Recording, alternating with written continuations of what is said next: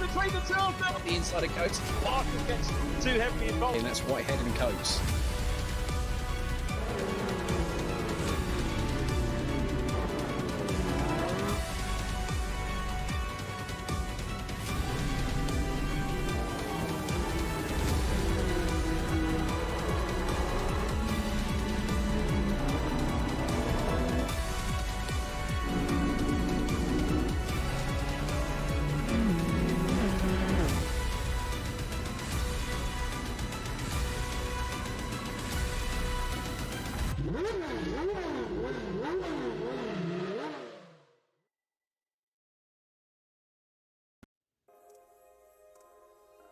Welcome along, everybody. Very sadly, to our last day's action for the CAMMUS JCW Mini Cup, powered by Phoenix Racing, brought to you by the Virtual Reality Racing Club.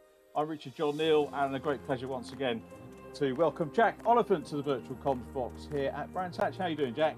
Oh, I'm not bad, Richard. Yeah, it's a bit of a shame, isn't it, that this wonderful championship's coming to a bit of a close, but there is still plenty to go about in terms of VRRC. We'll talk about that a little bit later, but there's also pretty spectacular two races coming up, I'm sure, Richard, because the championship looks good, things looking tight, people going for different prizes, all's up for grabs now, isn't it? Absolutely right, and it's been a roller coaster, to use a cliche, really, over the course of the 8 weeks, and a roller coaster circuit, Brands Hatch, plenty of gradient changes, plenty of tight corners, some sweepers, and the Grand Prix configuration is one of the best in the country.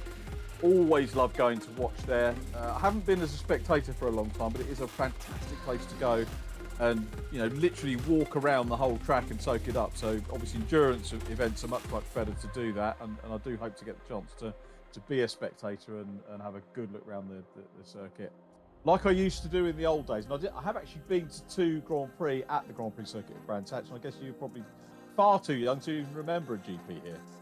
No, yeah, I was going to say, it's not something that has popped up in my generation before, Richard, unfortunately, but I reckon it would have been a hell of a spectacle. Yeah. The track looks probably a little bit different back before MSV and everything like that.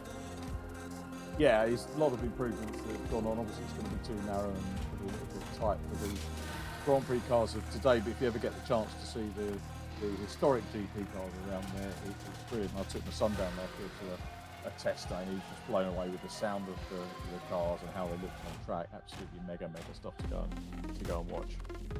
Absolutely, yeah. But we have to focus on the sim version of the new version of the track, and specifically with the minis. But before we do that, let's have a little look back at Thruxton. As you can probably predict, when we were watching the broadcast, there were a few penalties, which means it ended up with Andy Carroll coming out as the top point scorer for the round, with, I believe, 38 points to his name. So a good point haul for Andy Carroll. Paul Laramie sort of jumping up there, which is a driver who we don't necessarily always see in the top 3. It's nice to bring his name up in this section of the broadcast.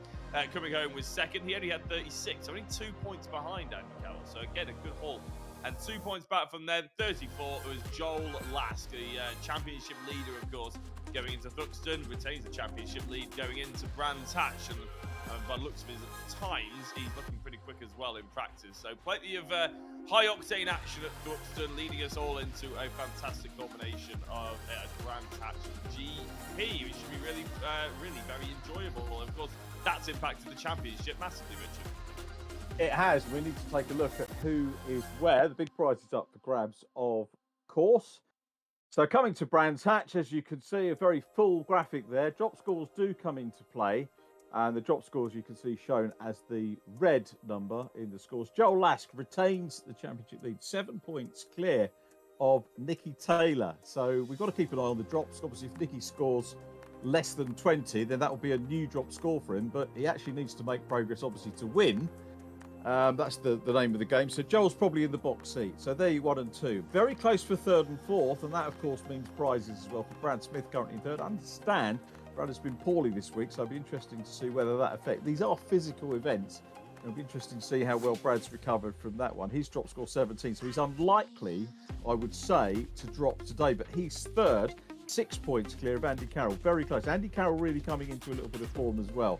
So Andy looking to outscore Brad by 6 points or more to try and get that 3rd position in the championship. 5th is Josh Martin, and Josh on 171, who's really coming into form as well. Then it's Elliot Daltnares, followed by Tom Churchhouse in 7th place. His drop score obviously being a DNS for last week. Have we got Tom back today? I can't remember if I saw his name on the practice. We'll have to check that out a little bit later on. 8th is Craig Curtis, followed by a driver who returned with us last week, and that's Nathan Smith. Again, a driver unlikely to get a drop score this weekend.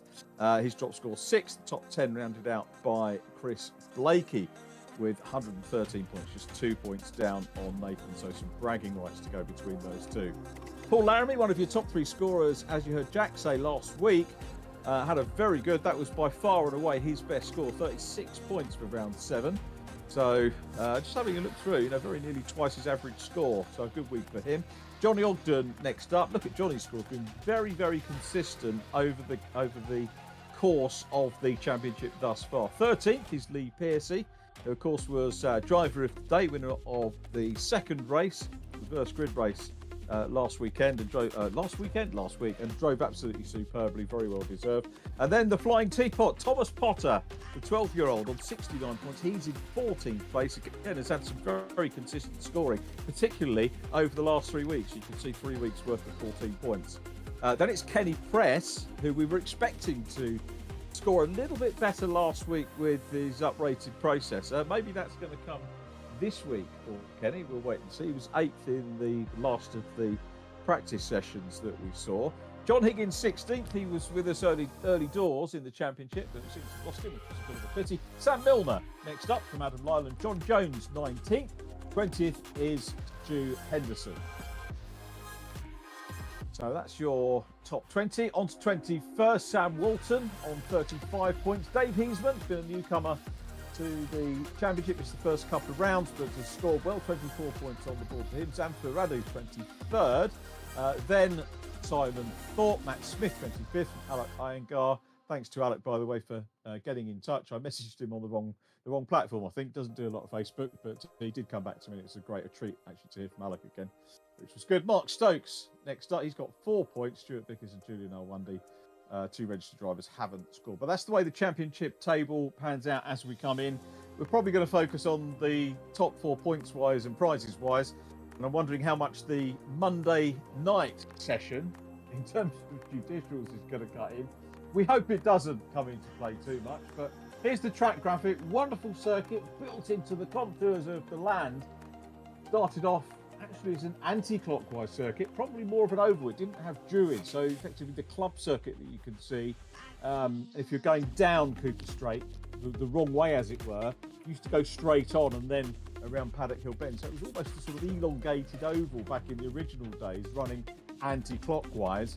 And then it changed to the sort of full Indy circuit, pretty much as we know today, with the run up towards Druid, down Graham Hill Bend, etc., etc. And we'll come on to our hot lap in a few moments to give you a little bit more idea if you don't know what Brands Hatch is all about. But a great venue, and since Jonathan Palmer and the MSV team took over in the real world, it's really come on leaps and bounds. Extremely well maintained. Jonathan gets a lot of stick for, I think, some of the pressure and expectation that he puts on his staff, but the staff there are absolutely brilliant wherever you go. I think it's rare to have a bad day out at Brands Hatch. If the racing's a bit limp, you can guarantee that the food is good, the circuit is clean, and you pretty well get very much looked after on your day out at Brands, and the other MSV venues as well. And it's not just tracks, of course. You've got the likes of the Bedford Autodrome as well, where you can go and do the MSV track day, where I know a lot of our drivers will do a little bit of driver coaching as well. So always exciting to be on Brands Hatch GP, and for me a lovely mirror or parallel with the British Touring Car Championship program that I work on is that we always have Brands Hatch, or 90% of the time have Brands Hatch GP as our closing race of the year, or closing event of the year. Next up though, we're going to have a look at the hot lap, which of course is courtesy of man fourth in the championship, Andy Carroll. So let's see how Andy can beat our guide around the circuit. Oh, it's Joel Lester today, is it? There you go. I said I'd written out the running order. It's Joel. Apologies for that. Usually Andy Carroll, but we've got Joel there. Even better, the championship leader. So let's have a look at the circuit with Joel. So here we come off the last corner. Clark curve onto the Bradburn straight. See, we've got a few punters in today, a few virtual punters as well. And down across the line we go. Very slightly uphill into Paddock Hill Bend. if you've not walked the circuit or had a track ride in it, I recommend that you do. It is a fair old, not an upset tummy track, but one where you really get the butterflies in your tummy when you go down through Paddock Hill, up Halewards Hill, into Druids, the hairpin, taking the apex, drifting out over to the left-hand side as you come out. Then it's down through Graham Hill Bend. This is usually track limits issue here on the exit of Graham Hill Bend. Then it's along Cooper Straight up towards the next corner, which is Surtees, the left-hander where we're coming into now. Rather than going to McLaren around to Clearways on the Indian circuit, though, we're going through Pilgrim's Rise, which goes up over a brow, and this is the part of the GP loop, and this is where we go downhill. Real iconic piece of track, this one now. So downhill, extremely difficult corner to pass on here. It is possible, but difficult as they go around the right-hander at Hawthorns, out of Hawthorns, down the Derek Minter Straight, again, sticking to the left-hand side of the track. Now coming down into Westfield, out of Westfield, down through Dingledale, coming now down towards Sheen Curve, which we go into now. Here is Sheen Curve, and then accelerate out of that, down towards Stirling's Corner. All these corners, of course, named after the greats in racing, and I was privileged enough to see Stirling Moss himself race here at Brands Hatch after he quit Formula 1, I hasten to add. But then it's downhill into Clearways. This is where we picked up Joel on the start of the lap, past the Oulton Centre, as it was known, through Clark Curve, onto the Bradford Straight. That completes our onboard lap with the championship leader here in the CAMMUS JCW Mini Cup, powered by Phoenix Racing. Joel's time, 1 minute 37. That's going to be pretty much the benchmark for qualifying, which the drivers will be looking for as the quali session gets underway here. Oh, before we do that, a few promos with Jack. Yes, no, we don't let you get into the action quite that quickly anymore. We have to have a talk about the new BMW Cup that we got here at the VRRC. Round 1 starting on May the 1st. If you're thinking, well, if this is the last round of this championship, May the 1st is a long way away. Don't worry, we've got you covered. That comes later in the broadcast. But Zolder is where we open the championship. Silverstone GP, 8 weeks later, is where we finish it. We go to the likes of Mugello, Assen, Spa, Oschersleben, I think is how you say it, Portimao, Schleben, apparently. Hungaro Ring is in there as well. I'll get used to saying it by the 29th of May. It'll be fine. 25-minute races, obviously live broadcast, pretty much exactly how we're running the mini championship. Obviously, this time we're going for the rear-wheel drive hatchback of a German type. Well, the BMW family anyway. There's first, second, third trophies, driver of the round medals, everything you come to expect, as well as a whole host of prizes as well. In fact, there they are. Instead of going for the CAMMUS Simulation Direct Drive wheel, which we got for this mini championship, your first place wins triple 27-inch monitors. That is obviously to wrap around and to give you the best immersive gaming experience and driving experience as you can get. After that, it's the same as what we have for this championship. So we've got the cockpit heads-up display supplied by Phoenix Sim Racing. We've got the Mecha, I believe that's a gear shifter. Yeah, that is the shifter rather than the handbrake. And then, of course, some VRRC apparel as well as the hats for 5th place. Driver of the round, sponsored by Phoenix Sim Racing and Aegon by AOC. So look forward to that. It starts in about a month's time. If you want to get involved, by all means, jump onto the Discord or any of the links down below, and Rich will send you a message, I'm sure, if you're interested in getting involved. Now we can go qualify. I need to try to jump. I was giving away to get straight into the action. And by the way, talking of MSV tracks, if you are at Oulton Park on Monday for British GT, and even if you're not, maybe think about going, because Rich and the crew are going to be up there with the sim. So if you haven't met before, I can't make it. I was thinking I probably should have done, but we'll be up at Oulton later on in the year. Go and talk to Rich at the British GT meeting. Get yourself a great day out. But if you do go to Oulton and you stay till the end, allow plenty of time to get out of the track, because it will be absolutely rammed on Bank Holiday Monday.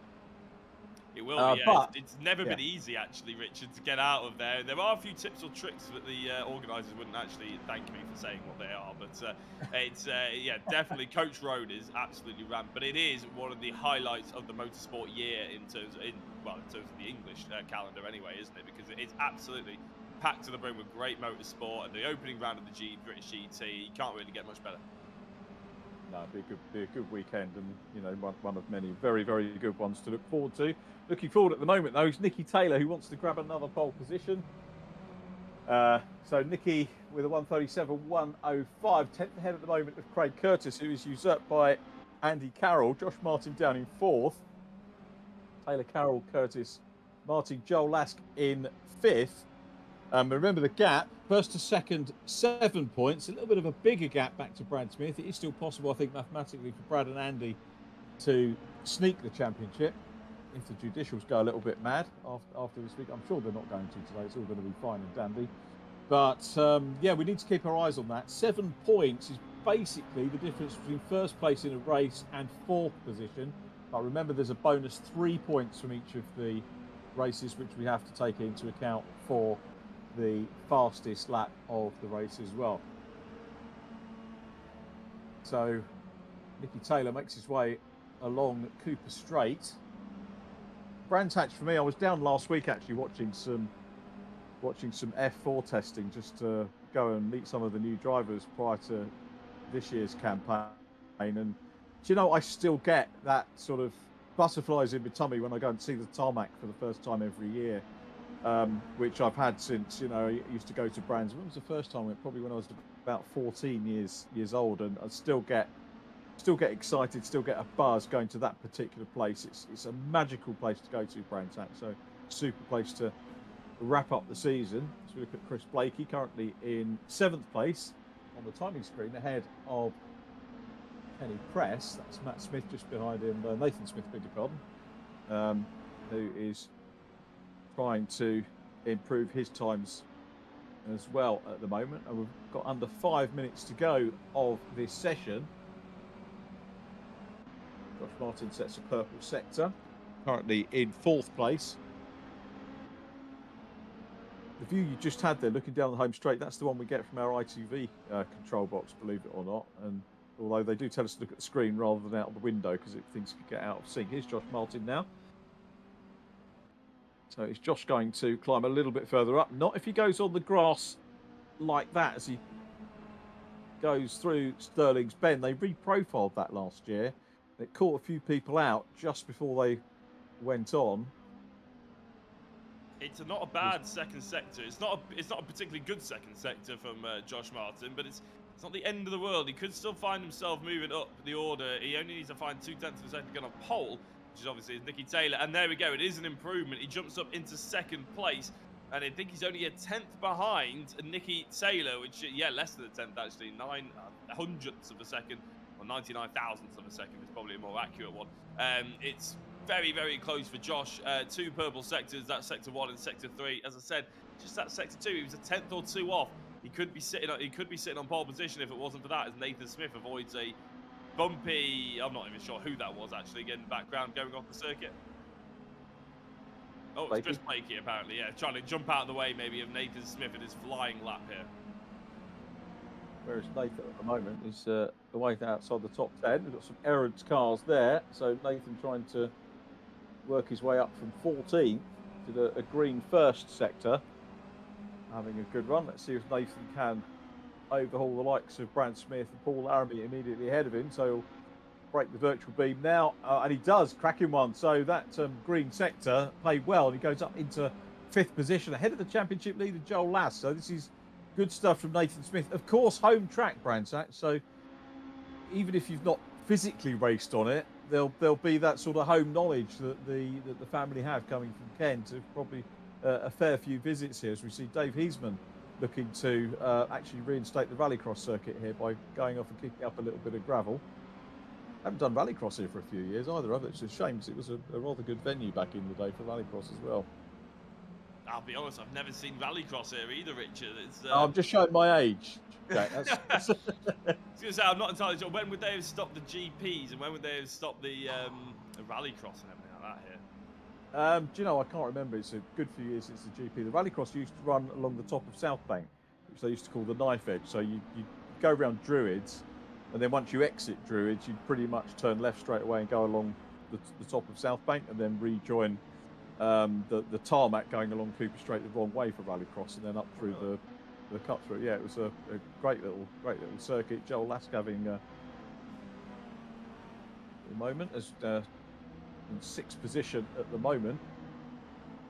And, Of course, we'll see the real world JCWs on track here, albeit Indy Circuit's second event of the season. So we get the Coopers are in action this coming weekend on the Indy Circuit. I think supporting the trucks. The Bart meeting has got a very different look to it this year because the Legends have jumped ship, haven't they? The Legends cars have jumped away from Bark this year.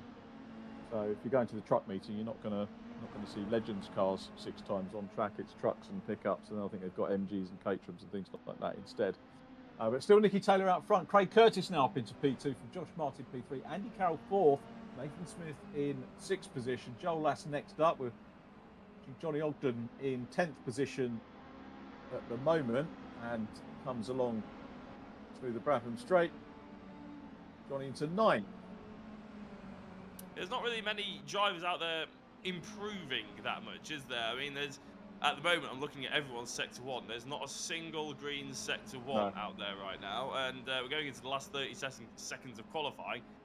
It does look like, although I think we maybe missed Craig Curtis jumping up into 2nd place, and a bit of a shame that we missed that one because that was obviously quite exciting to separate Nicky Taylor and Josh Martin right pretty much down the middle, actually. Andy Carroll sat in 4th place like he is in the championship. Nathan Smith jumping up to the top 5. Joel Lass 2 tenths off from Nicky Taylor, 6th to 1st place. That's a major swing, isn't it, Richard? I mean, obviously in qualifying, you don't get the points, but if they finish that way in race 1, which race 1 you don't tend to get that many moving and shaking, it could be a massive change between the championship. So we've got a purple sector 1 then from Josh Martin, who's having an absolute flyer at the moment, trying to haul himself back up from 3rd. He's run down. Let's see what Josh could do. Is he going to be able to plant it on pole? Lovely onboard shot here. So Josh just heading around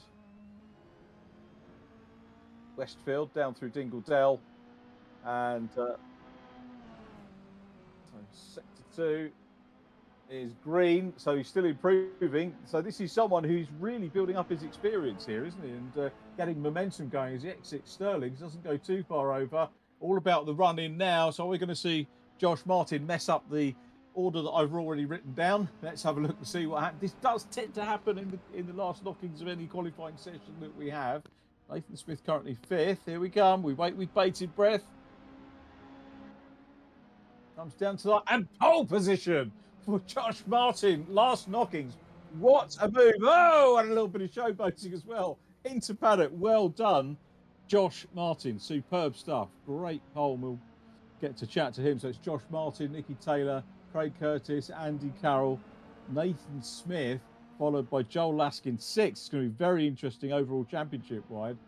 Joel Lask 6th. Then he's very happy about that, isn't he? I think that's the first time we've seen that, isn't it, from the for this series, and certainly from Josh Martin as well. But a very, very well earned pole position for him. Let's have a quick word from one of our very important and valued backers.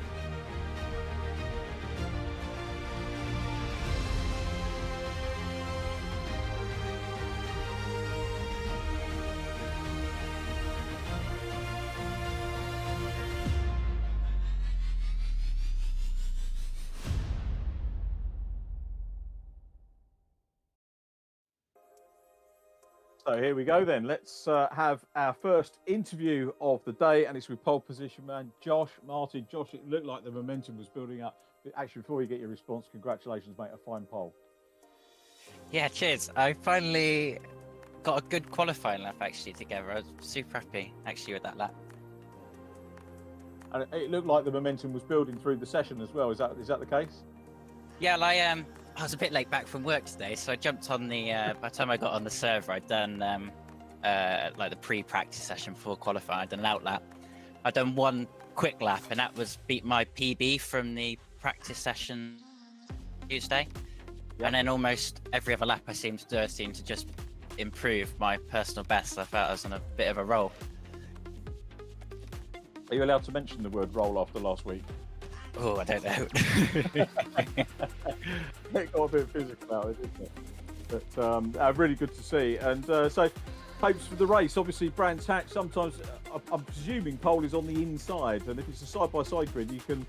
I don't know how the simulation works, because I can't recall seeing a GP. Well, I can't remember what happened last time we did a Brands Hatch GP. But sometimes outside with that sort of down run can give you a little bit more momentum.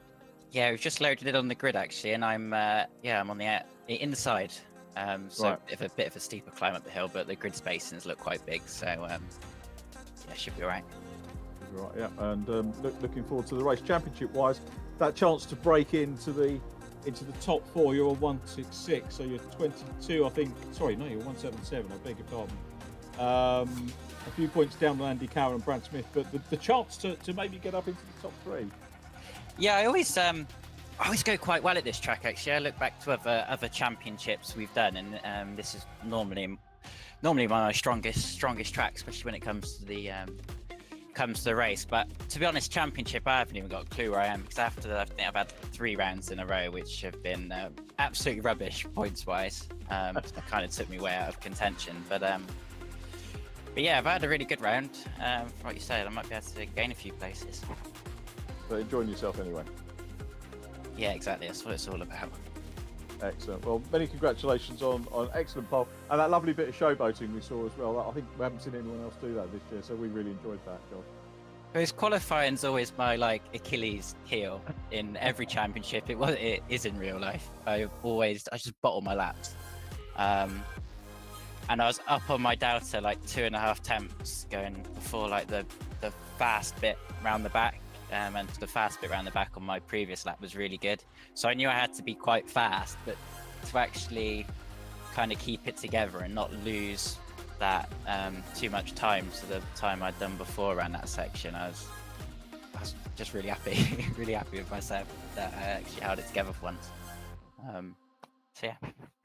Fantastic job, mate. And good luck for the race, and all being well, we'll speak to you on one of the podiums. Hopefully. Thank you very much. Have a good one, mate. Thanks for chatting to us. Josh Martin, who takes pole position for our first race of our 8th week of racing for the CAMMUS JCW Mini Cup, powered by Phoenix Racing. It's been a super campaign. Before we get into the race, though, a little bit more on the promotional side. Yes, there is. We've already had Qatar, we've already had Imola, but the World Endurance League kicks back off in 2 weeks' time on April the 10th. At Spa. That is I said earlier about the BMW Cup starting in May. Well, this is the interim. We're going to Spa and Le Mans with 2 weeks apart. It's going to be absolutely stunning. The first 2 rounds were brilliant, although I have to say they feel so long ago, probably because they were, that they have slightly faded from my memory. So I think we will have to go back and watch them before we get going in Spa, but hopefully we get the likes of Josh Martin, Nicky Taylor, Joel Lask, all joining in, and everybody else all joining in and either repping in the BMW, the Lamborghini, the Lexus, or the Mercedes.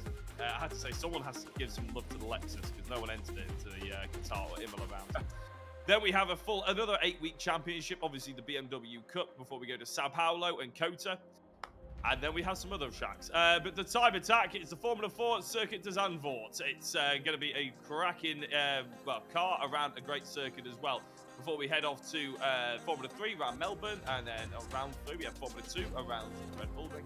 And round 4, the Formula 1 around Circuit Catalunya. So the tracks get a little bit bigger, and the cars get a little bit stronger as well. Difficult cars to drive when you get up towards that Formula 1, so you definitely need to practice the Formula 4, 3, 2, and then 1 before you crack straight on. Free entry to any VRRC members, and there's prizes up for grabs as well for that. Then lastly, there is the classic touring cars, which is there on the screen.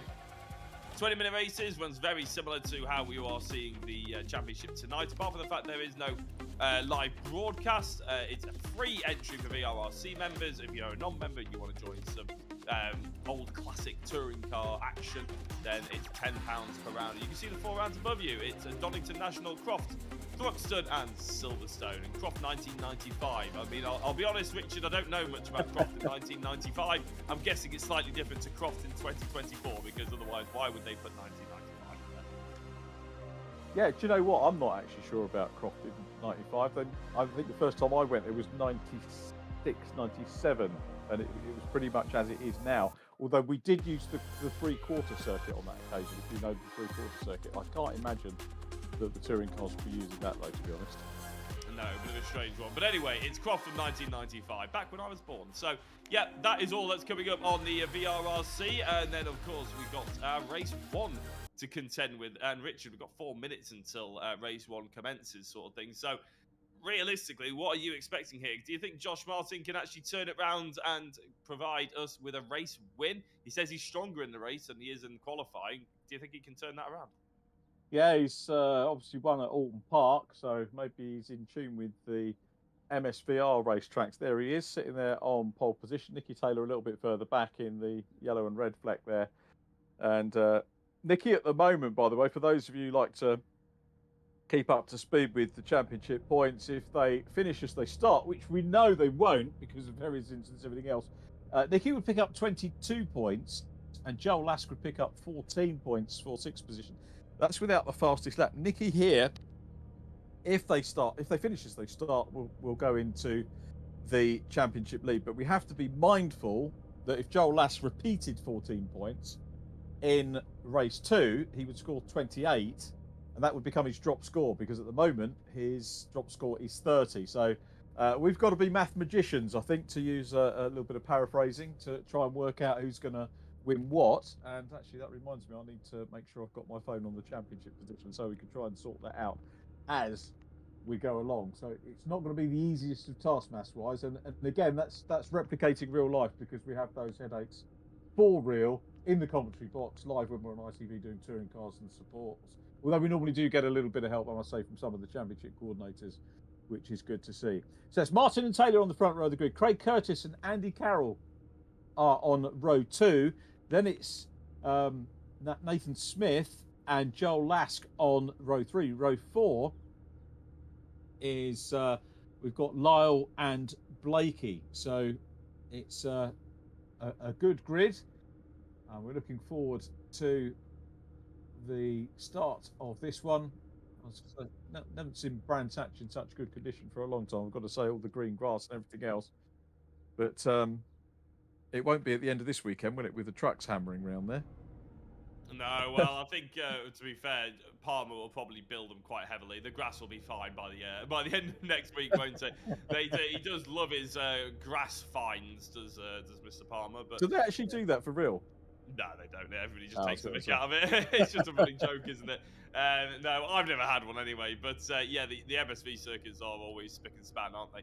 I think the MGs were actually there. The Equip series were there last weekend, actually, with the MG Cup moving over to Equip and you guys were the filming BCV8s and everything like that. So apparently it was a pretty good day's racing, actually. I know my colleague was there filming some of it, so it's apparently pretty damn good. One driver who I would say is slightly out of position, Brad Smith in 13th place.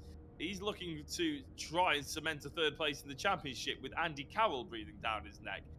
14 points, oh no, not 14 points, about 6 points the difference, but there's a lot more points on offer on the circuit with Andy Carroll in 4th place, so that could be an interesting talking point as well. Adam Lyle, best qualifying, I think, in the series so far, so we'll give him due credit there. And what about Chris Blakey? Chris Blakey, no, not quite the best for him. Had a 4th position at Croft, but well done, Adam Lyle, for getting up into 7th position. So we do try and pick up on these things as and when we can. This is going to be another interesting pair of races, and I say all at play in the championship. I haven't worked out the 3rd and 4th points yet, but as you say, Brad Smith being further down, certainly not done him any favours at the moment, with Andy Carroll 4th. So Andy Carroll potentially in position here to sneak into 3rd place. Josh Martin with 25 points. Well, we'll come back to that once the race is underway and we've got a little bit more breathing time, because we are just a few seconds away now from the start of our penultimate race of the season. Lighting sequence is complete. Out go the lights. Josh Martin makes a good getaway. Nicky Taylor does as well from second position.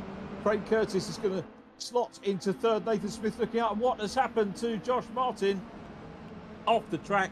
Curse of the commentators. He goes off. That would in real world be a safety car, but it's Nicky Taylor that leads them up into Druids for the first time. So Taylor now on for 25 points. Very close for second. Craig Curtis and Andy Carroll very much hard at it as they come down into Graham Hill Bend for the first time along Cooper Straight. And such a shame to lose our pole man. Yes. Now, I'm trying to investigate what happened to him, to be honest. I don't know if he's gone back to the pits. It looks like he's just left the server completely. He's been disconnected. His internet's gone, maybe. That's the only thing I can assume. It didn't look like a hardware issue. It looked like an internet issue to me. So just as we got underway as well, which is absolutely heartbreaking for Josh Martin. He finally got a good qualifying, and then the race lets him down. Craig Curtis in second place. Andy Carroll basically promotes everybody up one position, but Andy Carroll up to third on the podium place at the moment. It won't necessarily help Nicky Taylor because Joel Lask means he's jumped up to fourth place after overtaking Nathan Smith. So again, those championship points just coming down ever so slightly. Joel needs to make the best of what could be a bit of a bad situation for him. He's got Andy Carroll just ahead. He's probably quite confident that he can catch him, as Nicky Taylor doesn't seem to be pulling away too quickly. No, he doesn't at the moment, but very, very early days at the moment. The magic gap between points-wise, this is between Nicky Taylor and Joel Lask is 7, which is the gap that they have. Now, I've not read the regulations. Does it count back in terms of wins or best places or things like that if they tie on points at the end? I'm sure it probably won't come to that, but there's a potential here. If they don't get neither of these drivers get past this lap, they could be tied on points going into the last race. And you cannot get any closer than that, but it may not come to that because Lask is rightly challenging Andy Carroll for that third place. And he's got the outside run here. He's going to go for the switch back here onto the inside as he goes into Graham Hill Bend, maybe try and get a bit more momentum and perhaps have a lunge up into Surtees. Maybe too far back to do the lunge at the moment as Taylor still leads from Craig Curtis, who's driven a good first couple of laps as well. Nice to see Nathan Smith still in the mix as well. Very close to those in 5th place. So 3rd, 4th and 5th very much all together. Then it's Adam Lyle going through. Johnny Ogden in 7th from Lee Pearcey as they head out into the country once again for the second time in this race. Lask dropping back a bit now and coming under the clutch as they go through Hawthorne's corner, coming under pressure from Nathan Smith. Where is Nathan going to have a look? So Lask might have to get a little bit defensive here. Certainly dropping back away at the moment from the 3rd place car of Andy Carroll. Nathan Smith showing very good notice of intent here in the white and blue car. He's all over him. I'd say perhaps a little bit more likely to be able to make a move and dishevel the 4th place car. The hard thing about Brands Hatch is the fact that it's a bit like Oulton Park, you have to set the move up so far in advance. There are 2 great opportunities for an overtake. It's going into Paddock Hill and it's going into Druid. Everywhere else is a bit of a risk, so you're probably better off setting moves up just for those particular 2 corners. Having said that, Joel Lask was a bit too close to Andy Carroll to actually think about setting it up. He was almost on top of him. He ends up having to make a half a move. He drops back into the clutches of Nathan Smith. It's always the way around here. You need to be so careful and so tactical about where you actually position the car, where you can try and position the opposition's car as well. That's probably more crucial than anything else. It looks like in the background that Ogden and Pearcey are having a bit of a fight. Maybe Brad Smith and Kenny Press were sort of getting involved as well. Here is Lee Pearcey. This is potentially... Well, actually, yeah, Lee Pearcey won our race 2 from last week, didn't he? At Thruxton, I think, yeah. And a great drive it was. Yeah, I'll just come on here actually, guys. I've had a message from Josh. His internet and the entire house has gone down, and it's still not come on. So he's frantically trying to get his internet working to try and compete in race 2. That's blame. If we were in Russia, we'd be blaming the Ukrainians. Oh, a little bit of contact there between Pearcey, and this is all going to go a little bit pear-shaped off into the barrier. A couple of spins. Oh, such a shame. So Pearcey drops down, our hero driver of the day from last week, back with the leaders though. It's still Taylor from Curtis, Andy Carroll next time. Going back to your call about overtaking, absolutely spot on, Jack, to be perfectly honest. The other place that you can sometimes time a move, as well as it being place, is the key word is time. He's timing a move to maybe have a go as you come up towards the flag, and you'll see quite a few photo finishes at Brands Hatch. If you time it right, and it's not necessarily making the overtake stick, but if you do it on the last lap, you can get your nose in front about where the cars are going through now, and grab the place on the line. Seen that happen quite a few times at Brands as well, but that's all got to be, as you said, Jack, about timing, isn't it, and building that momentum up for the right moment. Absolutely, because of course you can make the move into Hawthorns. It's a little bit dodgy, it's so high pace, it's a high risk, high reward. We saw the risk, we didn't see the reward with Lee Piercy just a couple of moments ago. Of course, you've got to have real trust in the drivers. I remember trying to go around the outside of someone through Dingle Dell, and it just didn't really go as well as I wanted it to. Was that the Super Cup car? It was not in the Super Cup. Oh, God, no. I was never close enough to overtake anybody on the Super Cup car. No, to be fair, actually, we were under safety car for, I think, 18 of the 20 minutes in that race, or 13 of the 15, or whatever it was. So we didn't actually get any racing when I was in the Super Cup. But in the G40 Cup, the Ginetta Junior looking car, basically, for people out there who don't know what a Ginetta G40 is. Yeah, I tried to go around the outside here, and to be fair, I didn't throw it off, which is the usual end to my stories. But it didn't quite work. It's so risky. You have to have such trust in the driver on the inside. They're not going to hit the curb too hard and squeeze you off into the gravel. Because as soon as you touch the grass or the gravel around here, Richard, as you know, commentating on it for many years, you basically don't have a chance, do you? With the sim, you might get slowed down. In real life, you're probably going to end up in a wall. Absolutely right. Is there a story, by the way, on is that the Rodin livery on Kenny Price now? I hadn't actually seen that, to be fair. Yeah, because that's Kenny's normally his Hyro, wasn't he? I think before the Max Coates. So, does that say Rodin on the side, or does that something else? Well, this is Kenny So repping the Max Coates look, as I call it. Yeah. Oh, there's Kenny. So who's the all black car? So I'm missing Adam Lyle. Okay, got it. Apologies to Adam, and I was thinking it was been a change of livery, but no, Adam Lyle's got it. 6th position moment. Nicky Taylor's still out front from Craig Curtis and Andy Cowell. Joel Lask is in 4th, so 25 to 18, still that 7-point gap. So we could see a tied championship provisionally going into the last round if they stay like this. And well, we just couldn't ask for anything really better, could we? With 17 minutes on the clock remaining, but Joel still will have it within him to go through, as we have a little bit of a Paul Laramie moment going down through Pilgrims.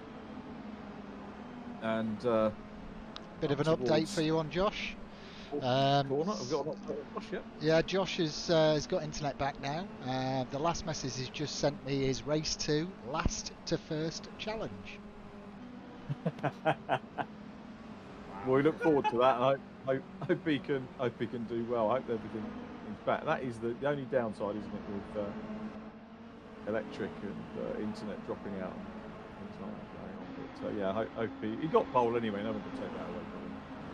Yeah, it's worth a lot of championship points as pole position. I think it's 0. So yeah, I'm sure he'll be really pleased with that one. But yeah, you're right. I mean, he did finally get pole, but he does impress me, Josh. He's one of the few drivers that we have, or in anywhere basically, whenever I meet racing drivers or anything like that it can go quite badly wrong. Like, for instance, your internet going is exactly the same as the lights going green and then your engine blows up. Basically, in real life, it's the equivalent almost, isn't it? And he still has a grin on his face, and he's still looking forward to the next race rather than sort of bemoaning of what's just gone on, because I wouldn't blame him if he was a bit annoyed at what happened literally 9 minutes ago. But he's shaking it off by the sounds of it already, and he'll be back in the server hopefully before too. One of the things that struck me actually about this championship, and coming back to it, is the amount of officiating. I know how much work Rich Hayden puts in, how much care Rich puts into officiating it and going through footage, and the time is unbelievable. To make sure that everything is fair for everyone. But I've got to say that the drivers that that I've spoken to have taken everything in a good sporting manner, which is superb, and I should be taking that away and telling everybody about it outside of it. So well done to everyone that's taken part in this 8 weeks. For their attitude, and say the likes of Josh Martin, who will bounce back. Absolutely fair play to everybody. Absolutely, yeah. I think Rich rang me up earlier. He said he spent 8 hours going through the footage at Thruxton, which I think we can all agree means that Rich needs to get a life. So, look, he is laughing in the background, luckily, everybody. I haven't quite got fired yet. But if you do hear me disappear, you probably know why. Yes, but it is a lot of time, care, and effort going into the championships. And that's why people come and race here and keep coming back as well, because there's a lot of championships out there that, okay, they might be cheaper, but that means they're voluntarily ran, and people don't put the time and effort into run them as properly as we like to do here at the VRRC. So you get what you pay for, really, and I think that's the biggest advert you can do for VRRC, especially the prizes as well. No one out there gives away as many big prizes as we do either. So again, another good reason for people to come down and join us. Absolutely right. So Chris Blakey, a little bit of the focus for us at the moment, 10th position. Nicky Taylor's still out front. Let's have a quick look at fastest laps, because they may come in. Nicky Taylor's best of 1:37.3, which I think, actually we've got Joel Lasker's a 1:37.178. So Lask, by my quick look down the best lap column, has got the 3 points of fastest lap, so will maintain, by my maths, the championship lead, even if they stay where they are at the moment. I think, is it Joel Lask with the fastest? No, I think it's Nathan Smith's actually got about 2 tenths quicker than him, actually, looking down the order. I saw Nathan Smith with a purple earlier on, and no, Nicky Taylor actually. Oh, sorry, I'm looking at the last lap. My apologies. I'm looking at last lap, not best lap. Oh, yeah, I've been worried there. Fully right. Yeah, I've been working this system for over 2 years now, and I'm still learning things and getting it wrong. But that could all change, as we know, because we're getting green sectors coming up from Craig Curtis now. He could whip those 3 points away from Joel Lask as quick as anything. So Joel here, that 3 points, that fastest lap could be very, very significant for him to have that 3-point gap going into the last race of the campaign, as we watch Nathan Smith closing up on him again. So Nathan here, having dropped back a little bit, has regrouped, got his momentum going, closing in again. But the old cliche that we roll out, obviously catching is one thing, passing is, as Jack said here at Brands Hatch, a very different matter altogether. This is though where he might start building up a little bit of momentum to try and have a go at the top of Pilgrims going into Hawthorne. So you tend to see drivers maybe having a quick look up the inside. If they can't do that, you might see someone brave it out on the outside. It can be done in the wet, but very, very rarely.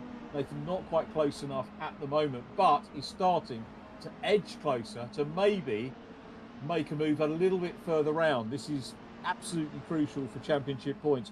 4th to 5th only drops another 2 points. So if the fastest lap stays with Joel Lask, he'll have a 1 point lead going in. Just checking the times as well. Lask still with the 1:37.1. Nicky Taylor's best lap 1:37.5. And of course we need to keep our eyes on other drivers as well. Probably, I'm guessing championship points wise, a little bit of a relief for Joel Lask that Josh Martin isn't running it, because very clearly the man with the pace from qualifying got it up to 2nd. So he was fast and relatively consistent once he got a little bit of a groove going in that qualifying section. As you watch Chris Blakey chasing down Dave Heisman at the moment, you really do get a good feel for the gradients of Brands Hatch, and just built into the contours of the land as the best circuits in the country, the best circuits in the world are. Super place, a little bit wide there. Do we have track limits as well today, Rich? We do have track limits today.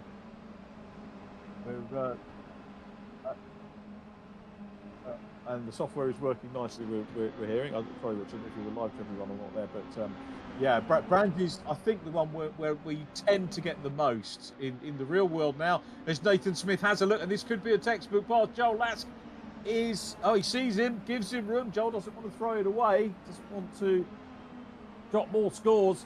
So Joel Lask down into 5th place. A lovely move by Nathan Smith out in the country section, and goes through up into 4th. He's a long way down on Andy Carroll at the moment, Nathan Smith, but a super move there, Jack. Absolutely. I think I was just having a look at the bops, and obviously that means the weight basically that each driver is carrying. Obviously Nicky Taylor with 40 kilos, Joel Lask with 45, Andy Carroll with 20, Craig Curtis with only 5 kilograms of ballast on board. Now, Brands Hatch is one of those circuits where that could be a major factor, going up and down these hills, trying to get power off the corners. You don't want to be in a heavy car. Joel Lask Nicky Taylor, both in a very heavy car. Obviously, Nicky Taylor is able to somehow get the pace out of it. Joel Lask maybe struggling just a touch with that, but the likes of Craig Curtis and Andy Carroll, they're probably, especially Craig Curtis and Nathan Smith, they'll have the better tyres going further into the race as well, which means they'll be able to get off the corner a little bit pokier than their opponents, be able to get the acceleration. They might be able to be later on the brakes as well, as the grip is higher for them for a longer period of time over the 25 minutes. With 9 minutes and 40 seconds to go, part of me thinking maybe, Rich, that Nathan Smith's tyres, or sorry, Joel Last's tyres are just falling off a touch maybe, because Nathan Smith was able to make that move and he's been able to stay ahead. He has, isn't he? Yeah, he's consolidated it. This is where he was stronger, coming up to the section where he was strong enough to make that move. Points-wise, again, my maths, so I apologise if we're wrong, but with Joel still with that fastest lap while his tyres himself are working well, he will go through, having lost a place, still got the fastest lap. So we'll go into the last race at the moment with a solitary point lead. It's all going to come down to who is where, making up positions on the reverse grid race. And that is going to be absolutely crucial as we keep our eyes on the mass. 16 points for Joel isn't going to be, I don't know, if he has 2 16s, that's not going to be a drop score for him. And certainly, obviously, Nicky Taylor won't probably be heading towards a drop score if he's got 25 points in this one, because his drop score so far was 30. We'd only need to pick up 5 for that not to come into play. As you watch Andy Carroll trying to close in on Craig Curtin, might have a battle for, still got 8 minutes to go, so we could have a battle starting to develop the second place. Joel Last still actually not losing too much on Nathan Smith at the moment either, just in that battle behind. No, he's not, is he? Maybe he's just biding his time and waiting until the final lap. As you say, you could potentially... Oh, dear me, I thought Heisman looked a little bit late on Brad Smith there. Gives him a little touch. Luckily, not rear wheel drives, are they? So they get away with it. These minis, they just put their foot flat to the floor, and Brad Smith lives to fight another day. I was going to say, yeah, realistically, I think Josh Martin obviously not being in the lead of this race, Joel Lask would have quite liked Josh Martin to have still been there, because the difference between first and second is obviously 3 points, whereas the difference between second and third is 2, and it goes down in 2s, doesn't it? So really, Josh Martin retiring and his internet cutting out, from Joel Lask's eyes, probably it just gifts Nicky Taylor another point, giving him 25 rather than 22. So it's fine margins when you're going into the last couple of races of the evening and of the championship. When it comes down to that sort of thing, it can make all the difference. And so can just dropping a wheel on the left-hand side as Brad Smith looks like he might well have been overtaken by Heisman, but he just thinks better of it for the time being. I'll tell you what, Heisman was backed out of that very nicely indeed, because the lesser driver might have kept his foot in, applied a little bit more pressure, and we would have seen Brad Smith disappear from the race. But yeah, there was a touch, but it could have been a heck of a lot worse, to be absolutely fair. Chris Blakey is in behind and trying to close in. Then Thomas Potter in 11th place, Kenny Press in 12th, as these guys will go through and onto lap 13. Unlucky for some. I'll tell you what, Dave Heisman, though, really getting to grips, isn't he, with this series as it's gone on. It's the opening 2 rounds, but an extremely welcome addition.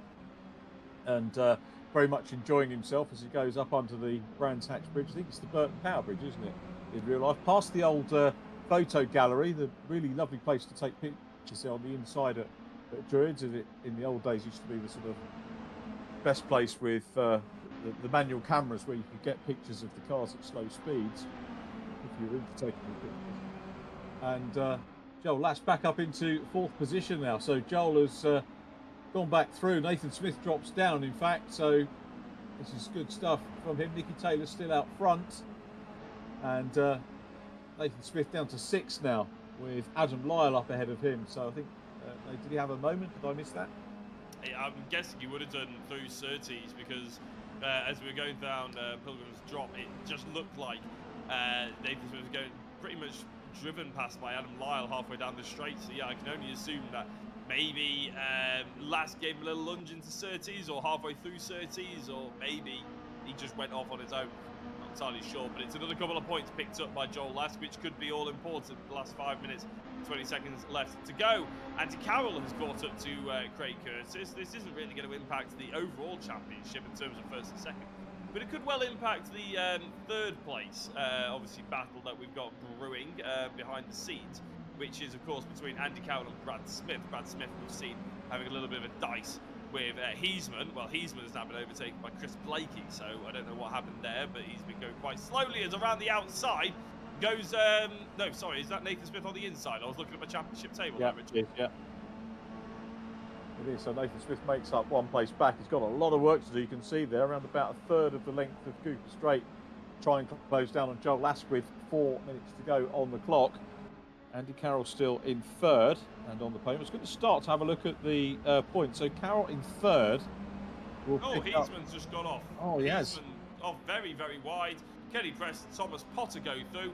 Kenny Press on the inside through Surtees. Thomas Potter wisely not trying to go around the outside, but he's maybe trying to get a bit of a cutback. He might have a half-decent run here, Richard, while you sort out some of the championship points. Yep. I'll keep an eye on what happens here as they go down the drop, back up the other side of the hill. Will we be able to see a move from Thomas Potter going into Hawthorne? It's going to be very, very tight if he tried it. But I think, to be fair, he scared Kenny Press away from the apex. Not going to be close enough. Don't make a move there, Thomas Potter. You're not close enough. No, very wise head on his young shoulders there. Decides against it. Drops the wheel on the left-hand side a little bit too much. That's ruined his run. Bit of a shame because he had the opportunity there on Kenny Press, but he's going to have to wind it all back up for a couple of laps' time. Yeah, it's a quick update on the points. And Andy Carroll will move into third by my maths here. So he's got 20 points. Brad Smith... his drop score, remember, that he carried forward this round was 12. He'll get 9 points if he finishes in 9th position. So Andy Carroll will move into provisional third place in the championship with the gap that they've got between the pair of them at the moment, as we watch Adam Lyle trying to close in on Nathan Smith. So good battle between these two. It is, yeah. Adam Lyle, who has not really featured too much on our broadcasts over the last couple of weeks, gone under the radar slightly, but he seems to be making a bit of a name for himself and sort of bringing us some good entertainment in this race one with 3 minutes to go. Himself versus Nathan Smith is arguably the closest battle out there on the circuit. In fact, there's no arguing about it. This is the closest battle by about half a second.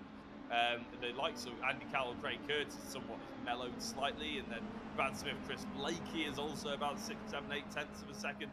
So Paul Laramie, Stuart Walton back down at 16th and 15th is close, but not quite as close or as meaningful as this in terms of championship points. Adam Lyle all over the back of Nathan Smith, who was once upon a time ahead of Joel Lask up into 4th place. Remember, it's not Adam Lyle on first. That timing tower will reset itself in a couple of seconds' time. Nicky Taylor has been somewhat untouchable, hasn't he, Richard, in this race? No one's really got close to him once he got through. No, it's. I'm sure he'd much rather have had a little bit of a dice with someone, but he's been absolutely pitch perfect, hasn't he, out front, as ever Nicky Taylor is when he gets away from the front of the grid. And here is the Norfolk youngster delivering in spades again, really, really doing well. Craig Curtis in second, has had a good steady race as well, which has been good to watch. Andy Carroll still in third place, and things actually relatively settled. And you know, one wonders how the reverse grid is going to pan out, as we all do at this stage of the proceedings. So, championship points wise, again, it's going to be calculators at the ready, I think, for our final race of the season. This is probably penultimate lap. We've got 1:21 on the clock remaining, so Taylor looking for this win, and at the moment it looks like we've got a 3-point advantage to Joel Lask going into the final race of the campaign. So we'll see whether that bit can still change with a lap and a bit to go. We'll see whether that goes, as Carroll still tries to close in on Craig Curtis at the moment for second position. Wait for Lask to come into shot as well. Look back, Nathan Smith coming under a little bit of pressure here from Adam Lyle, and Lyle is wrong side of the track here as they get a little bit of a tap and a nudge between the pair of them as they head down towards clearways again.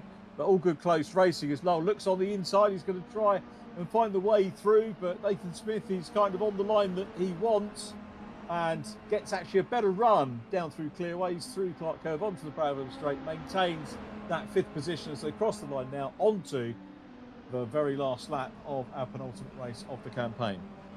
Yeah, Adam Lyle there. He's rivaling B&Q. He's delivering nothing but taps, is he? Which has not quite got the cutting edge that he needs to get past on Nathan Smith for the time being. But he has got an entire lap to do it. The gap did open up a little bit too much there, I have to say. It'd be interesting and very entertaining to see at the back half of the circuit whether he gets another chance. But Nicky Taylor, 1.1 seconds. That has come down quite substantially from the 1.7 or 1.8 that it was a couple of laps ago.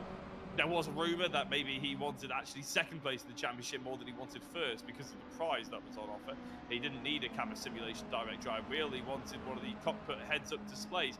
But you know, I'm sure deals can be done and this, that, and the other. I would always prefer to win the championship, Richard, and say you are the champion rather than give it away. And I'm sure Joel Lask really wouldn't want to win the championship just because Nicky Taylor didn't want to win it. If that makes sense. No, they're all racing for the win. They're racers, and it's about the winning, isn't it? It's exactly what Nicky wants to do here, and he's done absolutely superbly on this one, and he's there ahead of Craig Curtis. So here he comes down towards our virtual checker to rack up the win. He'll be the first of the. Oh, we've got another lap to go. Okay, so Croft. I was right first time. It was the checker. Okay, so apologies, confusion running between producer and commentators. Taylor takes the win. Congratulations, Nicky. Craig Curtis second. Andy Carroll next up from Joel Lask. And then it was Nathan Smith in 5th position. Adam Lyle 6th. 7th goes to Johnny Ogden. Then Chris Blakey in 8th place. Brad Smith in 9th. Quick check on fastest lap. 1:37.1. I don't think it was beaten. So Joel Lask will get the 3 points for that. And the 3 points of essentially what he takes in terms of a championship lead into the final race of the campaign. So it is close, and it is all going to be about the reverse grid race. So absolutely sterling stuff from all of our drivers, and a good race and a good show once again from Nicky Taylor. Absolutely was, and we'll be able to speak to the podium sitters after this very short break.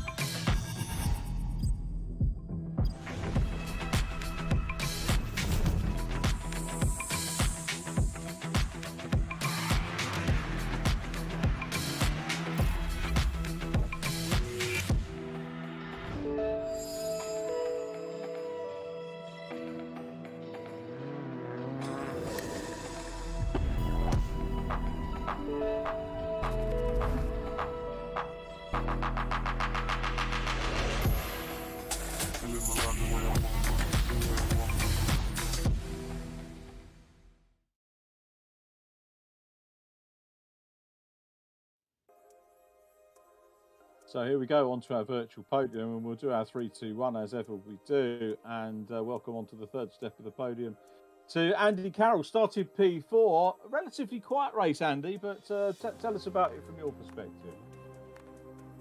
Yeah, to try and hold off Joel for the first couple of laps till my tyres came properly in, and then managed to sort of get a bit of a gap from him and tried to focus on catching Craig, but there was just so little in it between us lap time wise. I think, I mean, felt like I was catching him in the last sector most laps, and then he'd sort of pull away in the first sector, and it just was like back and forward.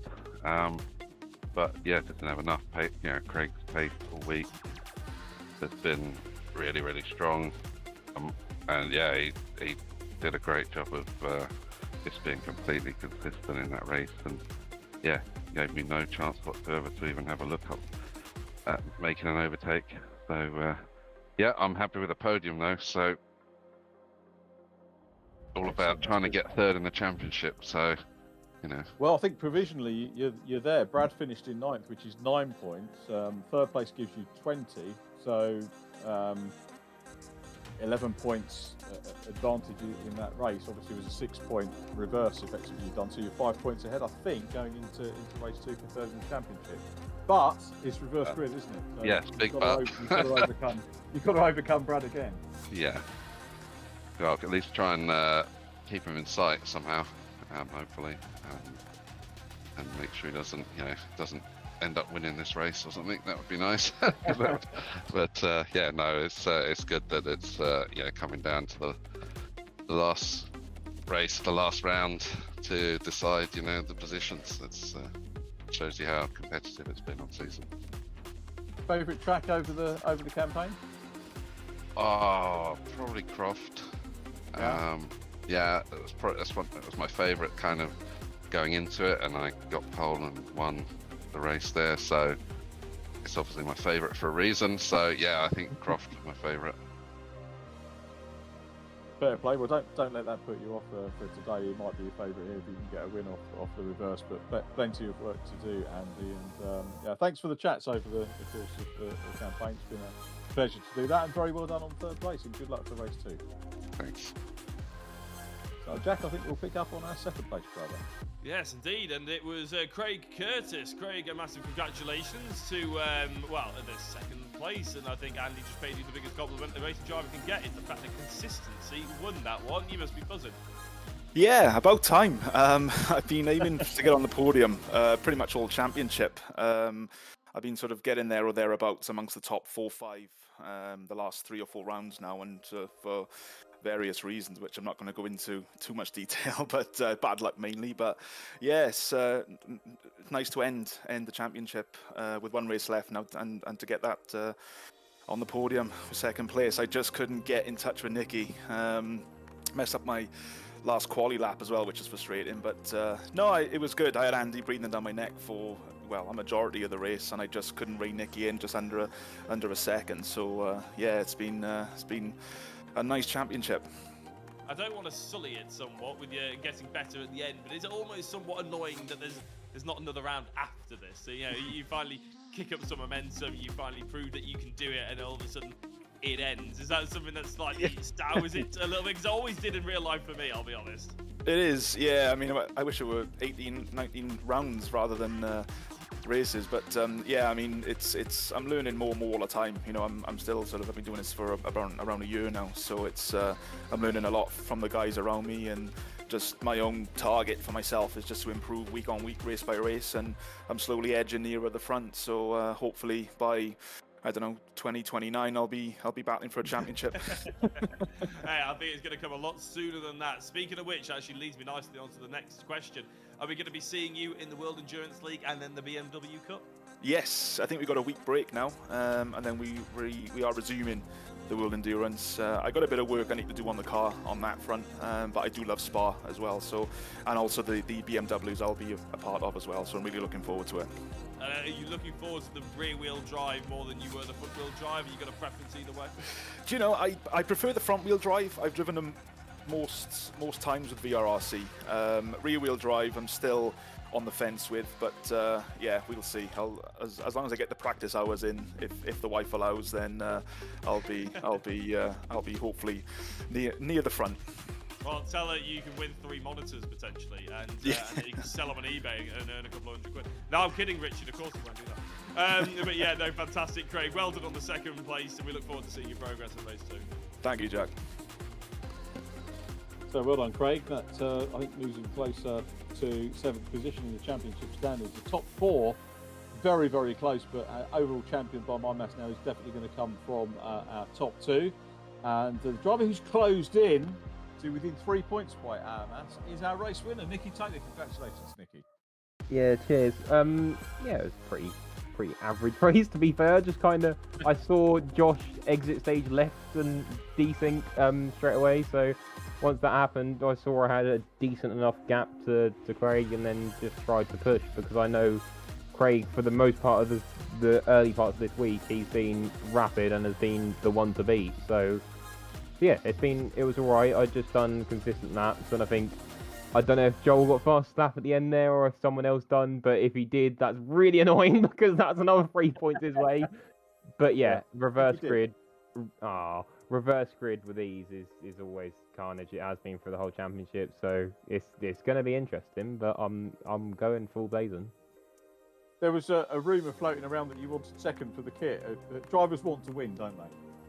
I want to win. I wouldn't mind swapping the prize with Joel if there's similar sort of money. I'll if I do win or however it comes out, I'll ask if I can swap the prize with him. But yeah, I'm sure we'll work out. Me and him have been really, really competitive all championship. We've been up there, and yeah, I think I'm going to take a step back from VRRC definitely after this championship and start going on to more stuff like Assetto Competizione just to try and broaden my sim racing.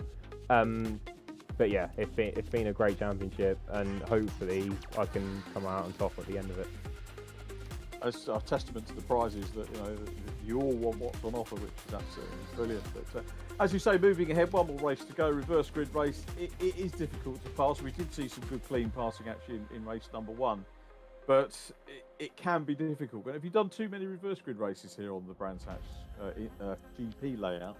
Too many I can count. Honestly, this is one of the tracks that I'm clued in, and even when I go offline and just have a bit of fun on Assetto, this is one of them tracks I'm always on. So obviously it comes with the game, so there's always servers up. But yeah, it should be good fun, and we've just got to see how it goes. At the end of the day, it's the best man, make the best man win, and we'll have to see if we can push on. And hopefully, I think it is literally now just a case of whoever finishes in front in this reverse grid out of me and Joel wins the championship. Fastest that might come into play again though, as well though. Yeah, it might do, but I think with battling me and Joel are going to have to do to get through this pack, I don't think either of us will get it. If we do, I'll be amazed, but I wouldn't be surprised if someone like Craig or Andy gets that from how quick they've been being able to do 36s in practice. It's one of the nice things for me is seeing how well some of the other drivers have developed over the course of the 8 weeks, and we've seen people that would expect to see yourself and Josh up the front, but it's been great to see some of the other lads coming on, isn't it? And you must enjoy that challenge as well. Yeah, it's good because I think with previous championships we've had with VRRC, the car selection has obviously, it's normally touring cars I do really, really well at, and then the rear-wheel drive stuff I'm a bit slower at, but that's just genuinely because I've raced front-wheel drive in real life. I've only ever driven front-wheel drive, so it's all I know. But yeah, the driving standards in this, with the weight meaning so much, it brings other people into play. So people like Craig's and Andy's who are quick, they haven't been able to show themselves in other championships, whereas this car and the weight situation and stuff has given them a good chance to battle and to actually fight for race wins more than what they can in other championships. So yeah, I think it's been a really good championship, and for the point of being fair and being new people to race, new people to win races, it's been really good. That's good. One final question, real world wise. Are you down at Brands? Are you helping coaching or watching or anything this weekend? I'm not, no, but I am sorted, and my announcement for what I'm doing this year will be out tomorrow. That's good. I wasn't angling for that. I just wondered whether you'd be coaching. If anyone's watching it that's thinking about going racing, and I don't know whether you do any coaching, Nick. Actually, do you do a bit of coaching? I don't, but I'm gonna go. But yeah, I hopefully. Yeah, get yourself in the race, mate, and we'll catch up with you on the podium for race 2. Apologies for keeping you that long, and apologies to Rich, our producer, for keeping you waiting. So well done to Nikki Taylor, and sorry for too much chat. Let's look forward to race 2. That's a good race, and we're already very much in the countdown for this one. And who is going to take it? It's Paul Laramie on pole position with Sam Oulton alongside. 25 minutes race. I've written the championship points down, so hopefully we're going to be okay, Jack, to work it all out as we go. Lighting sequence for the last time is underway. And we're ready for the race. Very good start from first and third place. Sam Oulton gets away well. Lee Piercy having a good start as well from third position. Are we going to see Piercy grab a second win in the reverse grid race? That could be a thing, but it's Paul Laramie who got a super start, really, you have to say, from pole position. that leads the throng up into Druid for the first time, with Brad Smith coming through into fourth. Remember, we need to keep our eyes on Brad for third place in the championship. We do indeed, and of course that Andy Carroll trying to chase him down as well, who overtook him in the championship. Here comes Brad Smith actually looking at Oulton. We've got a driver off in the background. That's Heisman and somebody else, Adam Lyle, I think it is, as Paul Laramie still leads. Brad Smith, and in stage exit right is Thomas Potter and Kenny Press on the left-hand side. So no championship contenders, nobody making a big pile-up just yet, but a few casualties, unfortunately, at the beginning of this particular race. This is the time when no one wants to have an accident, especially Brad Smith, as Walton looked at the inside into Hawthorns. It wasn't going to happen just yet. The front two have pulled away nicely. Where are the rest of our protagonists? Josh Martin, he was going to win the race, he told us all, and he's up to 12th position, to be fair. Craig Curtis up to 9th. Joel Lask up to 7th. They're getting through, Richard. Yep, somebody off exiting stage left at the back. And yeah, Josh Martin 12th, but yeah, super stuff by Joel Lask up into 7th place at the moment. Nicky Taylor down in 14th. Yeah, Nicky not making the progress that Joel Lask has made at the moment, but we've still got plenty of time, and maybe these early laps are a good time just to, not necessarily to hang back, but just pick your moment when you go through. There is Nicky Taylor about to put the move on John Jones, rides up to the outside. Taylor in the the red and yellow car, the red and black car of John Jones, the man from the Isle of Wight, on the inside, and Taylor goes for high, wide and handsome, as Brian Jones would have said at Brands Hatch many years ago. The voice of Brands Hatch, of course, Brian, and much missed character, Brian Jones. I still love listening to him back in the day. And yeah, so a good move there from Nicky Taylor up into 13th place, so very steadily trying to work his way through. So too is Nathan Smith, who's up into 6th position. Joel Lass now into 5th. So Lass here at this stage, the early stages of the race, getting a hand on the trophy. Yeah, Josh Martin looking at the inside there of Chris Blakey, sorry, is what I was pretty much focusing on. You're right, Joel Lask into 5th is very good for him indeed. And well, there is still 22 minutes though. Nicky Taylor, we know, has the pace on the road. So all he needs to do is keep picking them up one by one, as long as he doesn't get caught in any mess, as Walton goes very wide. And Nicky Taylor picks up another one nice and easily there. So does Josh Martin as they move their way through. Of course, Josh Martin and Nicky Taylor were 1st and 2nd in that order as well. Paul Laramie still leading, though, by about a 2nd, but Brad Smith has finally started to pick up some points. Where's Andy Carroll? All the way down in 8th position. Big swing as it stands. It is. When you talk about swings, I tend to think about elections, and we've got those coming up, haven't we, at some point in the course of the year. But it is exactly that. You can see the points go one way in race number 1, and then the reverse grid can just throw any sort of achievement you've done in race number 1 under the metaphorical bus, as we watch Nathan Smith having a good look here, going wide and chasing Joel Lask down through paddock. There's not going to be a cutback there because he's got far too much momentum. He's going to have a look now as they go up into Druids, and he's going to be hard on the brakes, not quite close enough. But read that situation well. Leicester driver would have done the lunge and maybe wound up with a little bit of contact, but Nathan Smith doesn't do that. I think his dad's going to be back in the truck championship here on the Indy circuit at the weekend, which we look forward to seeing. I can't make it along to Brands, but I'll certainly be having a look at all of the live stream coverage of the Mini Coopers as well as the truck championship, and I'll probably watch it on catch up so that we don't have to watch the watch.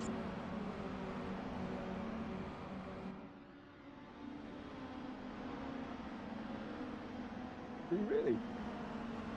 Wow.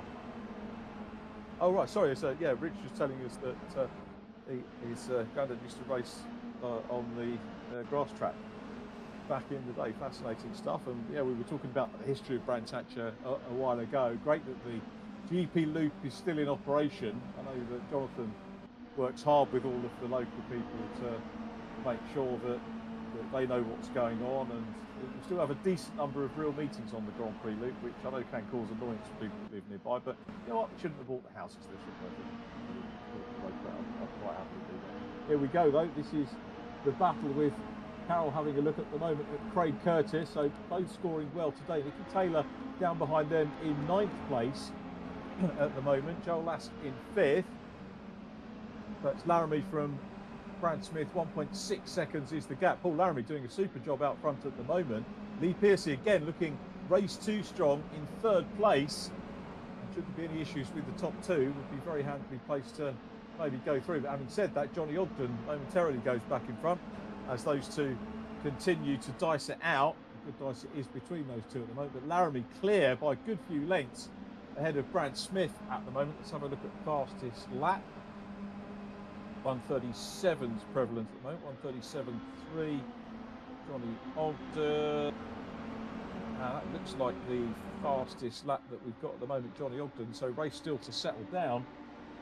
And that 3 points could make a difference. But at the moment, Lass looks like he is doing enough to secure the championship. But he will be keeping an eye on Nicky Taylor, who's only 3 or 4 cars behind at the moment.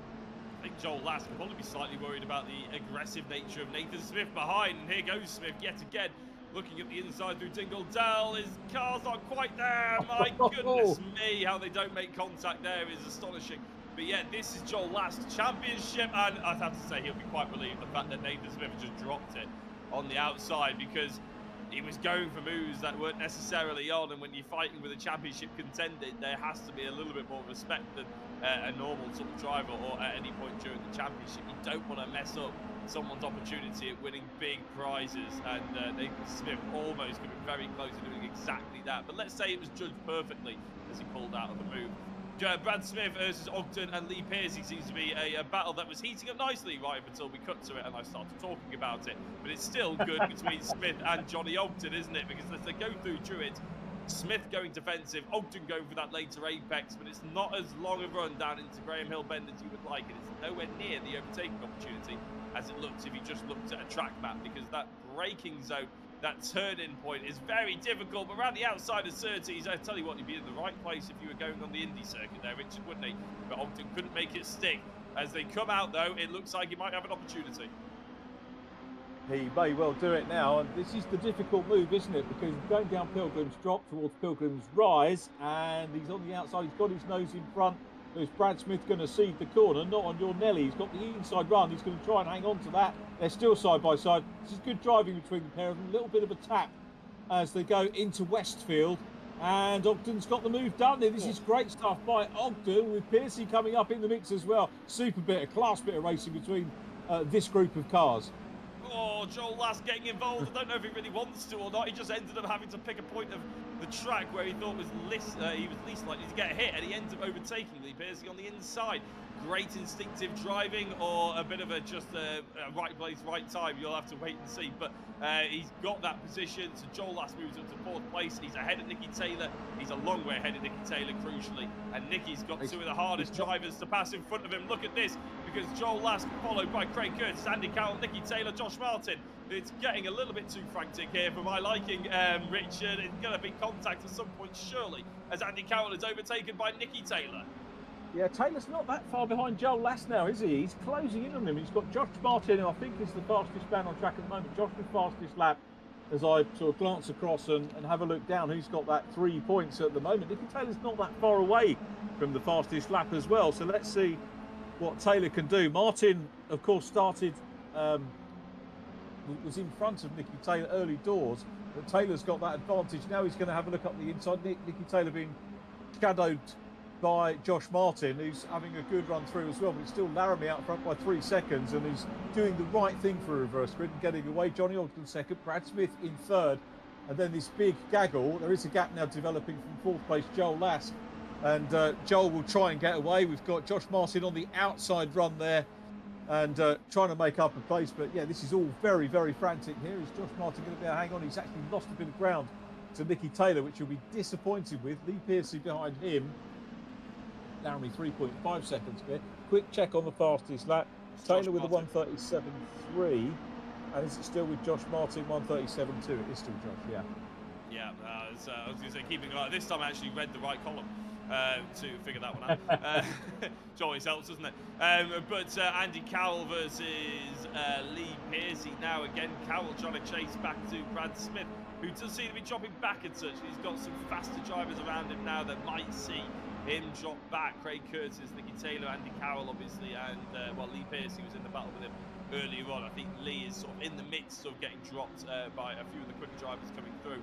that might be where we see Brad Smith in about a lap or two's time, because there's still 15 minutes in this, Richard, which means there's still lots of overtaking that needs to be done. But Paul Laramie, my goodness, what a race he's had so far. 3 seconds to the good ahead of Johnny Ogden. You can see just about flicking through the shots there as we focus on the rest of the action. The crucial thing for him there, Richard, will be, can he keep this +3 second gap once Joel Lask and the likes get through Johnny Ogden? How long is it going to take before Johnny Ogden cracks, which at the moment we sort of talk about as that it is inevitable, but you never know, he can keep them behind for the next 14 minutes. He could well do. I mean, bear in mind last week we were talking about Lee Pearcey and whether the gap was going to come down. Ultimately it didn't. He held on to it, held his nerve, drove an absolute blinder. We need to keep our eyes as well on Brad Smith. The gap between Brad Smith and Andy Carroll is, at the moment, Smith has got the provisional 3rd place in the championship, I think, because we've got Carroll down in 9th. The gap was 8 points when he was in 8th place, so it's now 9 points, the gap, which means that he'll have the 3rd place by 4 at the minute, and that was largely because we saw Josh Martin go up into 8. So I'm not sure how much progress Carroll can make further up the order, but we are seeing some changes. So Ogden and Lass still chasing Laramie. The gap now showing up as around about 2 seconds. So I think it is getting closer between Lask, Ogden and Paul Laramie out front as we watch Brad Smith in 4th. Now, of course, as well as looking for Carroll making moves, we could see Brad Smith lose a couple of places here over the next couple of corners. He's got Craig Curtis and Nicky Taylor, 2 hard chargers right behind him. And, of course, Taylor wants to catch and get past Joel Lask if he can. Remember, the gap between those coming into this is 3 points. And where Lask is at the moment in 3rd place, I think it's going to be difficult, even with 12 minutes on the clock, for Nicky Taylor to overcome that 3 points, unless he can maybe grab a fastest lap, but punts into the back of Craig Curtis, who goes sideways, collects it all up. Curtis down to 8th place, Carroll down into 10th place now, so he's lost more points of his chase of Brad Smith. But yeah, still more drama to come, I think, as they come up, I was going to say 3 wide into Hawthorns, but they managed to sort themselves out and pretty much go through line and stern. Yeah, that's a shame. I think Nicky Taylor was half tempted to try and let Craig Curtis back through, but that would have involved him letting all of these people back through, because Craig Curtis has fallen almost to the back of this train, and Nicky can't really afford to do that. It would have avoided any incident with the Monday night conversations and the stewards, because he would have let him back through. But he's, like as I said, he can't really afford to do that, so he's going to have to take the risk and take it to the stewards. There was a bit of a touch. I don't think it was on purpose at all, but it's still, unfortunately, ruined. Well, it hasn't ruined completely, but it's sort of upset someone else's race. As we see Nathan Smith, he was going so close to Joel Lask at the early stages of this race, and he drives past Nicky Taylor as they go down towards the first corner. Nicky Taylor has to just about admit that Nathan Smith is going to have that position for the time being.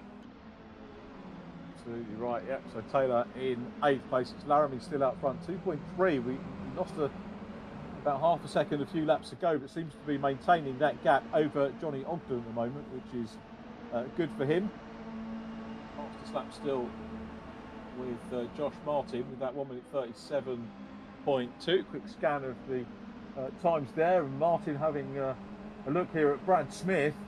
A look on the inside run there, but contents himself with 5th place here. Could well be on for a podium if he can get past. So Josh Martin has had a very good charge through the field. Lee Pearcey 6th, Nathan Smith 7th, Nicky Taylor 8th, Carroll in 9th place, Craig Curtis in 10th, and and an off. Yeah, so Josh Martin going for a gap that was never there on a corner that you should never go for any kind of gap like that, really. And unfortunately made a little bit of contact with Brad Smith. That slowed him up on the apex. Brad Smith keeps going, and he ended up making contact with Lee Pearcey, who goes straight into the Armco directly on the right-hand side. So Josh Martin, not one to look back on that one. I said that I was about to big him up, say, yeah, he could get on the podium. He's been absolutely flying if it wasn't for internet issues. He's not going to appreciate that one. No one is, actually. As Brad Smith is getting a little bit muscly now with Nathan Smith, and that allows Nicky Taylor to go on through. Let's focus on the positives. Josh Martin on the grass almost. He goes down towards the first corner. Nicky Taylor and Brad Smith. Brad Smith being so hard at the defensive. He's almost moving around a little bit too much sometimes when we pan to him. But as he comes out of the first corner, he's going to drive to the middle of the circuit. Nicky Taylor on the outside going into Druids. Can he get the drive? No, Josh Martin making more contact with Nathan Smith there. Andy Cowell goes through. Nicky Taylor's off the road. It's goal getting a little bit close, isn't it, Richard, as they go down towards Graham Hill. And up in the distance, Johnny Ogden has just taken the lead from Paul Laramie. It was getting very, very close, and then Johnny's managed to go through. So we've got Oggy up front now. Lask up into second. Laramie down to third with 9 minutes to go. We've still got the best part of the race to go, but Lask has gone P2. Laramie in third is going to attack, goes under the bridge, down through, down Pilgrims. So it's Ogden now the race leader from Joel Lask. Joel will love to go out with the win as we watch Brad Smith. This is the battle for fourth place that Jack was rightly enthralled by, and it looks like Nicky Taylor is going to be well placed here to have a look, but he's got Nathan Smith, who's been very quick here as well, and a tag on the back of Nathan Smith there by Josh Martin, but they all managed to collect it up. They lose a little bit of ground, but managed to keep it all on track, and will hopefully be able to regroup and re-challenge again. I have to say, Josh Martin's normally a better driver than this. He's going for gaps that simply aren't there. He's misjudging a lot of things, and it's very uncharacteristic. It's like he's driving almost like he's too desperate for it a little bit. Nicky Taylor at Clark Curve is having to defend from Nathan Smith after failing to get past Brad Smith, who, as I said, is moving around quite a lot. I don't know whether it's moving around too much. We'll leave that one to the stewards to decide. But Nathan Smith versus Nicky Taylor with Brad Smith down through the middle. Nathan Smith on the inside does what Nicky Taylor's been failing to do for the last couple of laps. And I have to say, Nathan Smith, more than anything, will probably just be glad to see Josh Martin not directly behind him anymore as Brad Smith goes defensive, looking almost like he was aggressing on Nathan Smith, but it is just about holding off the rest of the field for the time being. Championship contender, though, Nicky Taylor really struggling here as Joel Lask sets its sights on a race win. Going to Surtees now. Yeah, Joel Lask is challenging, but Nathan Smith, I'll tell you what, this has got that real life end of term feel to it, which you very often get at the end of the year. Typically, though, when a championship's been decided, we haven't had that yet, but it has got that feel of everybody just having one last blast to try and get their best result. And Nathan Smith has driven inspired so far. He's maybe been a little bit ragged at times, but he's just been going for it and has really shown his pace around the track. We've got Brad Smith in fifth, Josh Martin, Nicky Taylor still there in the mix as well. Taylor will try and fight back. They're going to go around the outside of Brad Smith here. Is this going to pay off as they go through Dingledale? Not a move you see particularly often. Still working it out down towards Sterling's corner. And Martin's got the inside run. Nicky Taylor could be ringing this one well to try and follow him through as well. Hasn't quite worked for him. Didn't get the momentum there. Slots back in behind Brad Smith does Nicky Taylor. It's Oulton from Lask still out the front with 0.3 of a second between them. Nathan Smith starting to get away, try and close down on Paul Laramie. Nicky Taylor now to the outside of Brad Smith. Nathan Smith getting away from the group now in fourth position. So this for fifth, sixth, seventh, eighth and ninth place. Craig Curtis at the back of the this little gaggle of cars as Nicky Taylor now tees up the inside as they go through Paddock Hill Bend, and he's got his nose on the inside as they exited Paddock Hill Bend, up Haywoods into Druids. Position gained for Taylor, unless Smith can hold on to the outside. No, he can't. So Taylor, that was hard work and very much what Jack was saying about building up momentum, working towards getting the pass done. Exactly what Nicky Taylor did there to get into sixth place. But it's still Ogden from champion, dare we say, champion-elect Joel Lask in P2 at the moment, with Paul Laramie still in third. Nathan Smith has just decided to pull over to the side of the road. He was in fourth place at one point, and look at this. He's just literally let all of those drivers through. He was doing it into Surtees. He's now doing it here as well. Don't know if he's got a problem or whether he thinks that he needs to give a couple of places back, or I'm absolutely no idea for that one for Nathan Smith. But Joel Lask, yeah, you're right. He's hunting down a race win. Josh Martin's managed to pull away. Nicky Taylor, these two drivers are the two with the pace underneath them. That's what we saw in qualifying. Andy Cowell was one of them as well, to be fair. And it's getting to the point where I think Cowell's struggling to get through, isn't he? Now everybody's sort of stretched themselves out. It'll be an easier pass, but with a lot less time to play with for Andy Cowell against the likes of Brad Smith. In fact, no, it's Brad Smith versus Andy Cowell, sorry, on the road and in the championship, isn't it? I think Andy Cowell will have jumped ahead of him originally in the last 5 minutes, even if he doesn't make this overtake, given this race one result. Yeah, absolutely right. So, yeah, just 7th and 8th. The points would be 7th position is 12, 8th is 10, so it's 2 points out of the 5. So So Andy Carroll there, and he's robbing salt into the wound here by going up the inside, gets the position done. So he could actually trail Brad Smith, just follow him round if he wanted to, as Nathan Smith gets back in the game, so to speak, wants to get past Brad Smith as well. But yeah, Andy Carroll has carried that momentum forward from race number 1, and now he's ahead. Now, talking of ahead, we've got Joel Lask, who we haven't seen on the top step of the podium, incredibly, since race 1, the season opener at Donington Park. Is he going to bookend race wins for this season? It's not going to be an easy thing at all, because Johnny Ogden is showing real good form in this race too, and now he's got him in front. Sometimes the psychology can change, and being the chaser can work because there's less pressure to some extent than being actually hounded. Yeah, well, I think that's actually a very impressive stat you just pulled out there, Richard. The fact that Lask hasn't been on the top step since race 1. And I have to say, we've been speaking a lot over the last sort of 5 weeks almost that Lask isn't as quick as the likes of Nicky Taylor and other drivers. And yet he always seems to be going into the round with the championship lead. And I think obviously maybe ridden his luck with a few of the drivers doing a lot of track limits and maybe other penalties here, there and everywhere, whereas Joel Lask has kept himself fairly clean nose, which I have to say, in comparison to previous championships, he hasn't always had the cleanest nose when it comes to contact and race incidents. But this season he does seem to have managed to sort of get that out of his system, and he, as I said, he's just got into every single round with the heaviest car because he's in the lead of this championship. And yeah, he seems to be bookended it quite well with 3 minutes to go. Can't see Johnny Oulton really causing him too much of an issue. I'm hoping that Oulton is smart enough that you don't really want to, as I said, get in the way of a championship run.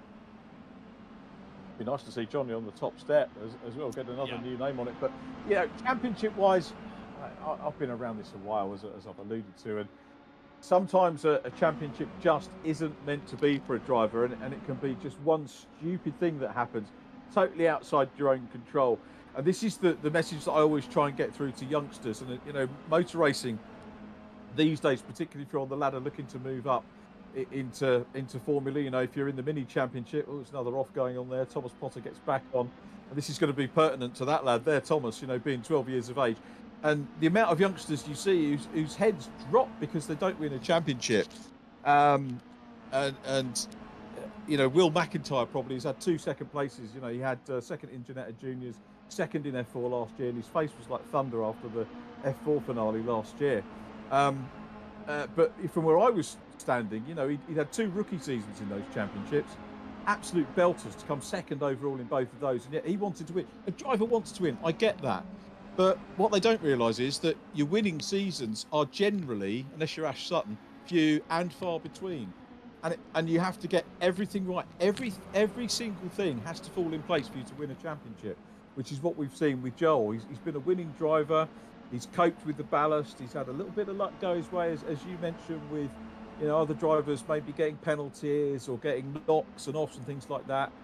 It is about skill, don't get me wrong, taking none of the skill away, but things have to all fall into place for you to win a championship. And that's what we see time and time again in racing. And that's the beauty of racing, is you never know who's going to be in that situation year on year and in which championship.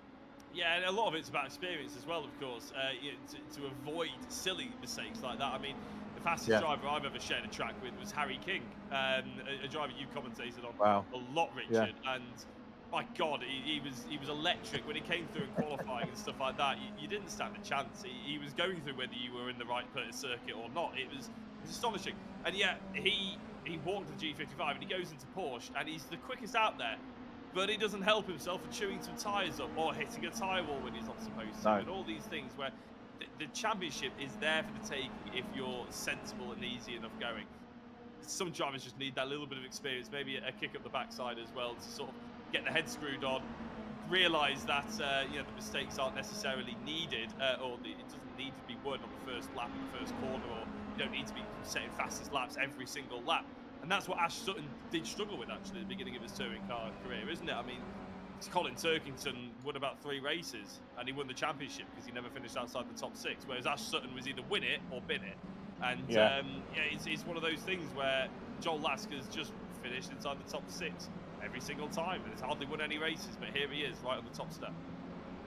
We say hardly any, but two is none too shabby in this competition, I've got to say, as we watch Chris Blakey and Adam Lyle getting stuck in. This is the last lap, by the way, and Joel Lask is champion-elect. We've got Josh Martin in fourth, Nicky Taylor in fifth. Nicky will take the runners-up honours, and I think the prize that he was... he's not going to have to do any negotiation on the prizes, is he?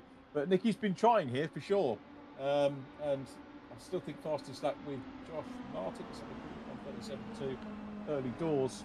So he's got it, but yeah, it's Joel Lask who is there. Josh Martin fastest lap, he's in fourth position.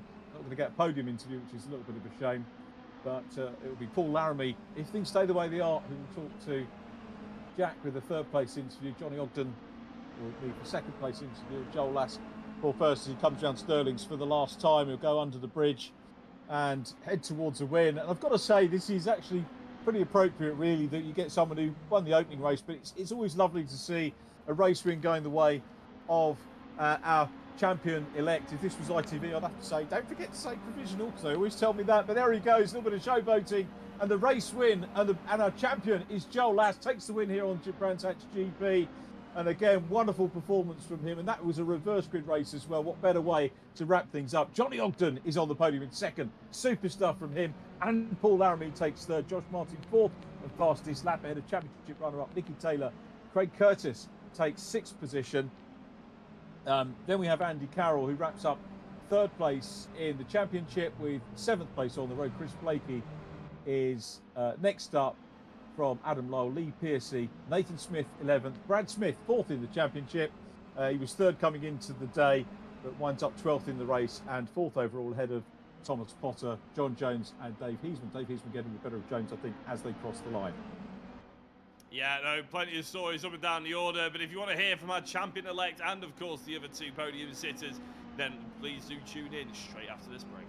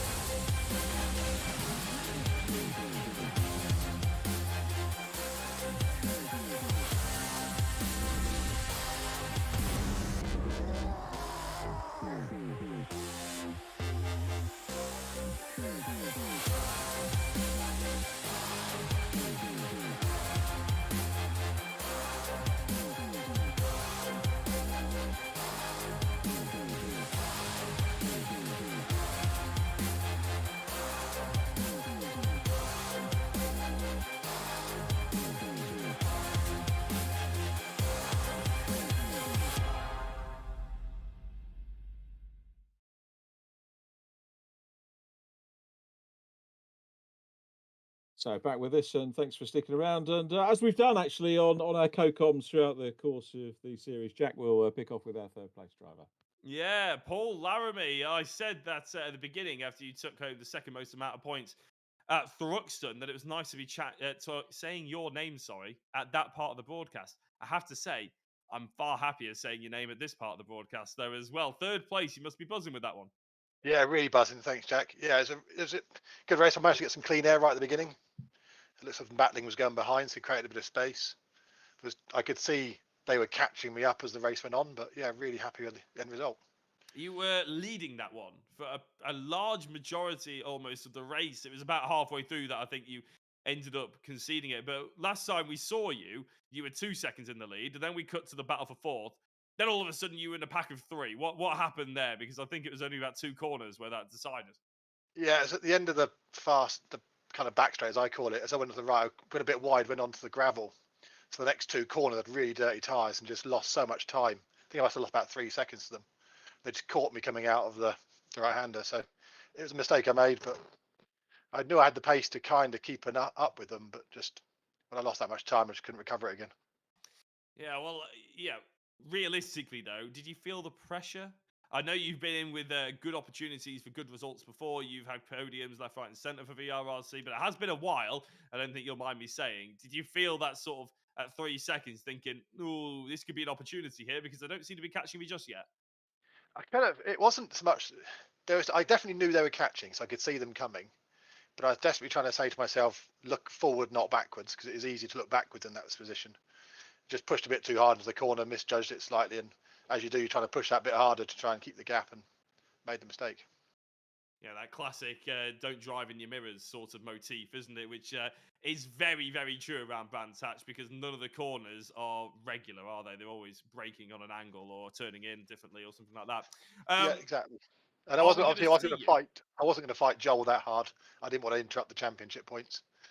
That was the question. I wrote that down as a question and then I completely forgot about it. That I was going to say that when it is, say you were fighting with Johnny Ogden, is that different to fighting with Joel Lask? Because when they're together, obviously it's quite difficult. Yeah, in that scenario, I think it wasn't going to. I didn't want to ruin the championship battle at that point. So I thought if I could battle with Johnny and then see if I can get back on the back of them, and I got pretty close, just couldn't quite get close enough in the end. But it was good. Well, it was very entertaining from our point of view. And like I asked a few of the people in the first race, are we going to be seeing you back for the World Endurance League and then, of course, the BMW Cup? Of course, I'll be here for all of them. Well, Looking Paul, forward to the it BM's. wouldn't Really be a good car. championship without you, Paul. No, it's been a while now. So yeah, it's good. Good stuff. Paul, congratulations on the third place. I can't wait to speak to you at the World Endurance League and the BMW Cup. Thanks, Jax. Peace soon. Well done, Paul. Let's move on to our second place driver again, a driver who held the lead for a little while. First time we've had a chat with him on the podium in our series. Congratulations, Johnny Ogden. Well done, mate. Thank you very much. I can't lie, that was probably one of the hardest races I've done in quite a while. Enjoyable though? Yeah, yeah, so good. Especially, I mean, we were getting, pretty much touching distance around some of these corners, which is just insane. But yeah, a lot of fun, a lot of fun. I mean, also, I got to lead a few laps, or my first laps in the VRRC. Yeah. So and first podium, I'm very happy. Absolutely. And is that sort of, is that confidence that you'll carry through into other championships? Obviously, you've got different types of car rather than being, front wheel drive or otherwise. But you'll carry that with you for the next couple of competitions. Yeah, definitely. I think this is, like I said, this is the highest I've finished so far, and sometimes I do feel like it was in there. Like if we go back to Oulton, I felt really quick there, and it just wasn't meant to be, I guess. There's a few tracks I struggled with. I don't think that's a secret. But as soon as I'm dialed in on the track that I can nail, I feel really confident, and it's I'm definitely going to carry that into the WEL.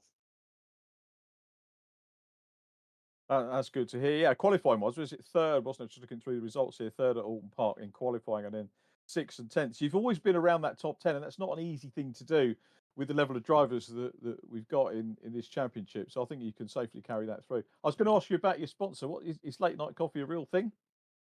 Yeah. Late night coffee is a real thing. Go Tell and us check them about out on Instagram. Basically, they're a new kind of new coffee company that started. They do mainly like fresh beans straight away. They actually come into a few of my real life races this year. Which so you can always grab a taster and stuff like that. I couldn't recommend them enough. I mean, to be honest, they keep me awake for this and try and keep me alert. So I can't fault them enough. That's good. That's great. It's nice to have a chat about. And is this the same livery you run in real life? Not this one, no. For Autotech it is. So they run this car, or they did run this car with Billy Harding. And they said if I wanted to use it, go ahead, but I can put any stickers on there. I like it. Same with Bar 11. So I work 2 jobs. Bar 11 is one of the guys there who are helping me in this year, and also Renegade. They're making some epic T-shirts and designs, so definitely go and check them out as well. Excellent. Well, I hope we get to catch up around the tracks for real this year. If you see us about, come and ping us a note or something, and be great to see you there. But very well done. Great to have you on the podium. Many congratulations, Johnny Ogden. Fine second place in that race. Thank you very much. Yes, and finally So we just get one a more. chance. Yeah, one more to Sorry, go. Richard. I was about to say we get a chance to have a chat to our champion elect, not just first place on the track, first place in the championship as well, by our reckoning and provisional and everything like that. But Joel Lask, have to say, bookending the series with 2 wins, that must feel pretty damn good. Congratulations. Yeah, thanks. That was a little bit hairy coming into the end there. All to play for the second race, and obviously knew I had to keep Nicky behind me. I got a little bit lucky in the first race where I managed to get the fastest lap, which sort of took some of the hit away from the first standing. But yeah, to be honest, that probably couldn't have gone better that second race. Say you did look like there was a couple of times we were watching it thinking, oh, that's a little bit tight, that's a little bit hairy. Does he need to put himself into those positions? Whereas actually, it was mostly people putting themselves in positions around you. Actually, did you ever think at any point during that race, okay, I might be in trouble here? This could all go wrong very quickly. Yeah, don't get me wrong. A couple of times, the idea was just to stay in front of Nicky and just hold position. But I see Nicky suddenly battling up the field and making moves and overtaking. And I thought I need to keep a place ahead of him each time. So every time he overtakes, I overtake. So yeah, there's a couple of hairy moves there, and yeah, they paid off quite nicely. But it was one of those ones where I wanted to just make sure, because you never know what happens in these races. Anyone can go flying off or make a wrong move. So yeah, just had to keep in front.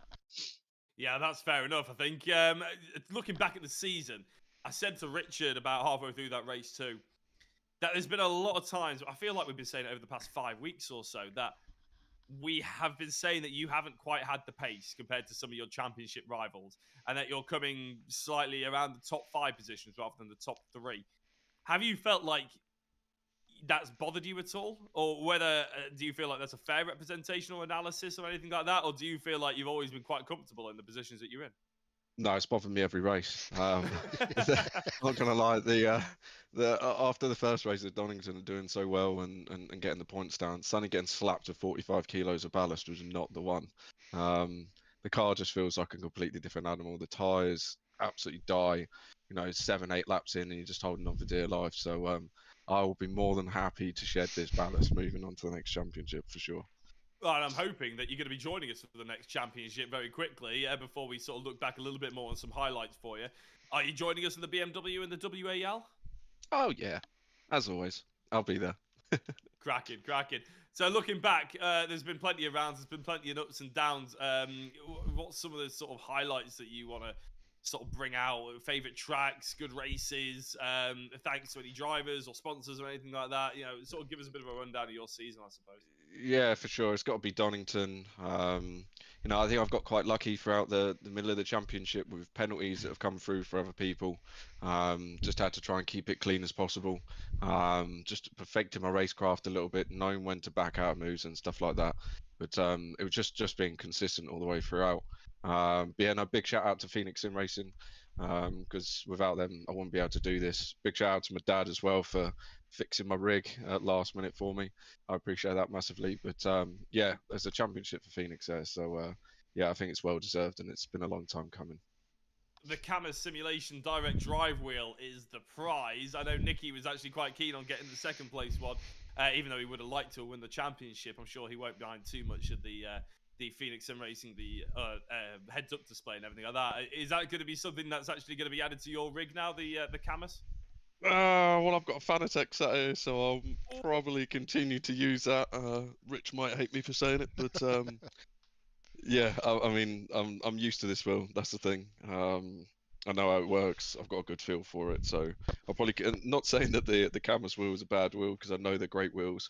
I've tested a fair few of them, and they are awesome. But yeah, I'll probably stick with what I've got. Yeah, I probably didn't set our major sponsor there up for success, did I, asking that question? But yeah, apologies about that, CAMMUS. But yeah, no, Joel, a big congratulations. Is there anybody else you'd like to give a shout out to before we let you go, considering obviously this is your sort of moment over the last 8 weeks that you've been working for? Yeah, just to you guys for obviously doing the commentary, because I know that's a tough gig a lot of the time. Thanks to Rich at VRRC for putting this on, because it's a great show, and we all thoroughly enjoy it every single week. So yeah, big thank you there. And then again, just to Phoenix Sim Racing for making this possible and helping support. Big shout out to Stu there, and then yeah, my dad as well for sorting out my rig. So yeah. Cracking. Well, thank you very much, Joel Lask, and thank you for the thank you as well. Well, I'm sure I'll be speaking to you very shortly, to be honest, probably either in the World Endurance League races or the BMW Cup. Congratulations once again. Cheers, Jack.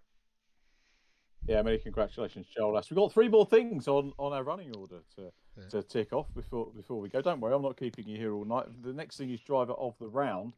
So yeah, a lot of deliberation goes into it, and driver of the round, unsurprisingly, Joel Lass. Congratulations, Joel, on winning our final driver of the round award. I don't know if Joel can still hear us. No, he's gone. He can't.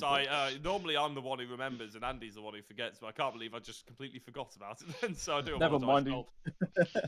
But congratulations to Joel on taking that, and well done to all of our drivers of the rounds over the course of the season. The next thing is, what are we going to do next week? Well, I mean, I'll probably watch them all back. To be honest, no, I won't. I'll definitely be doing something on my free evening. But Can I just come in for a second?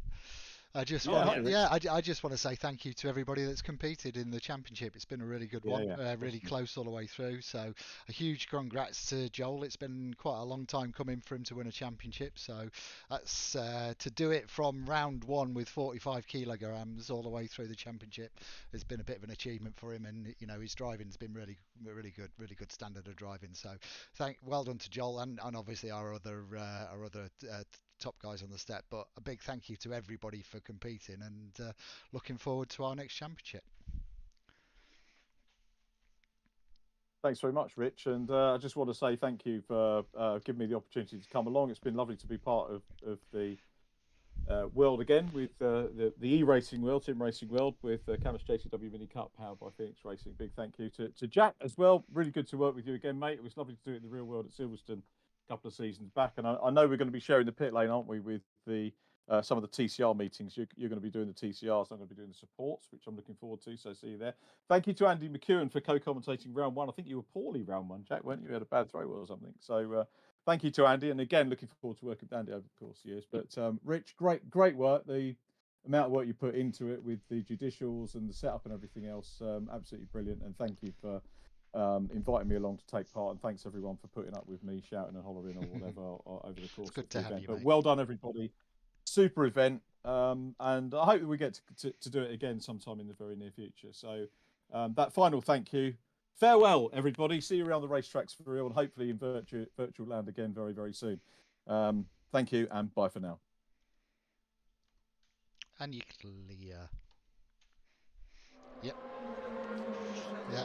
Yeah, no. Thank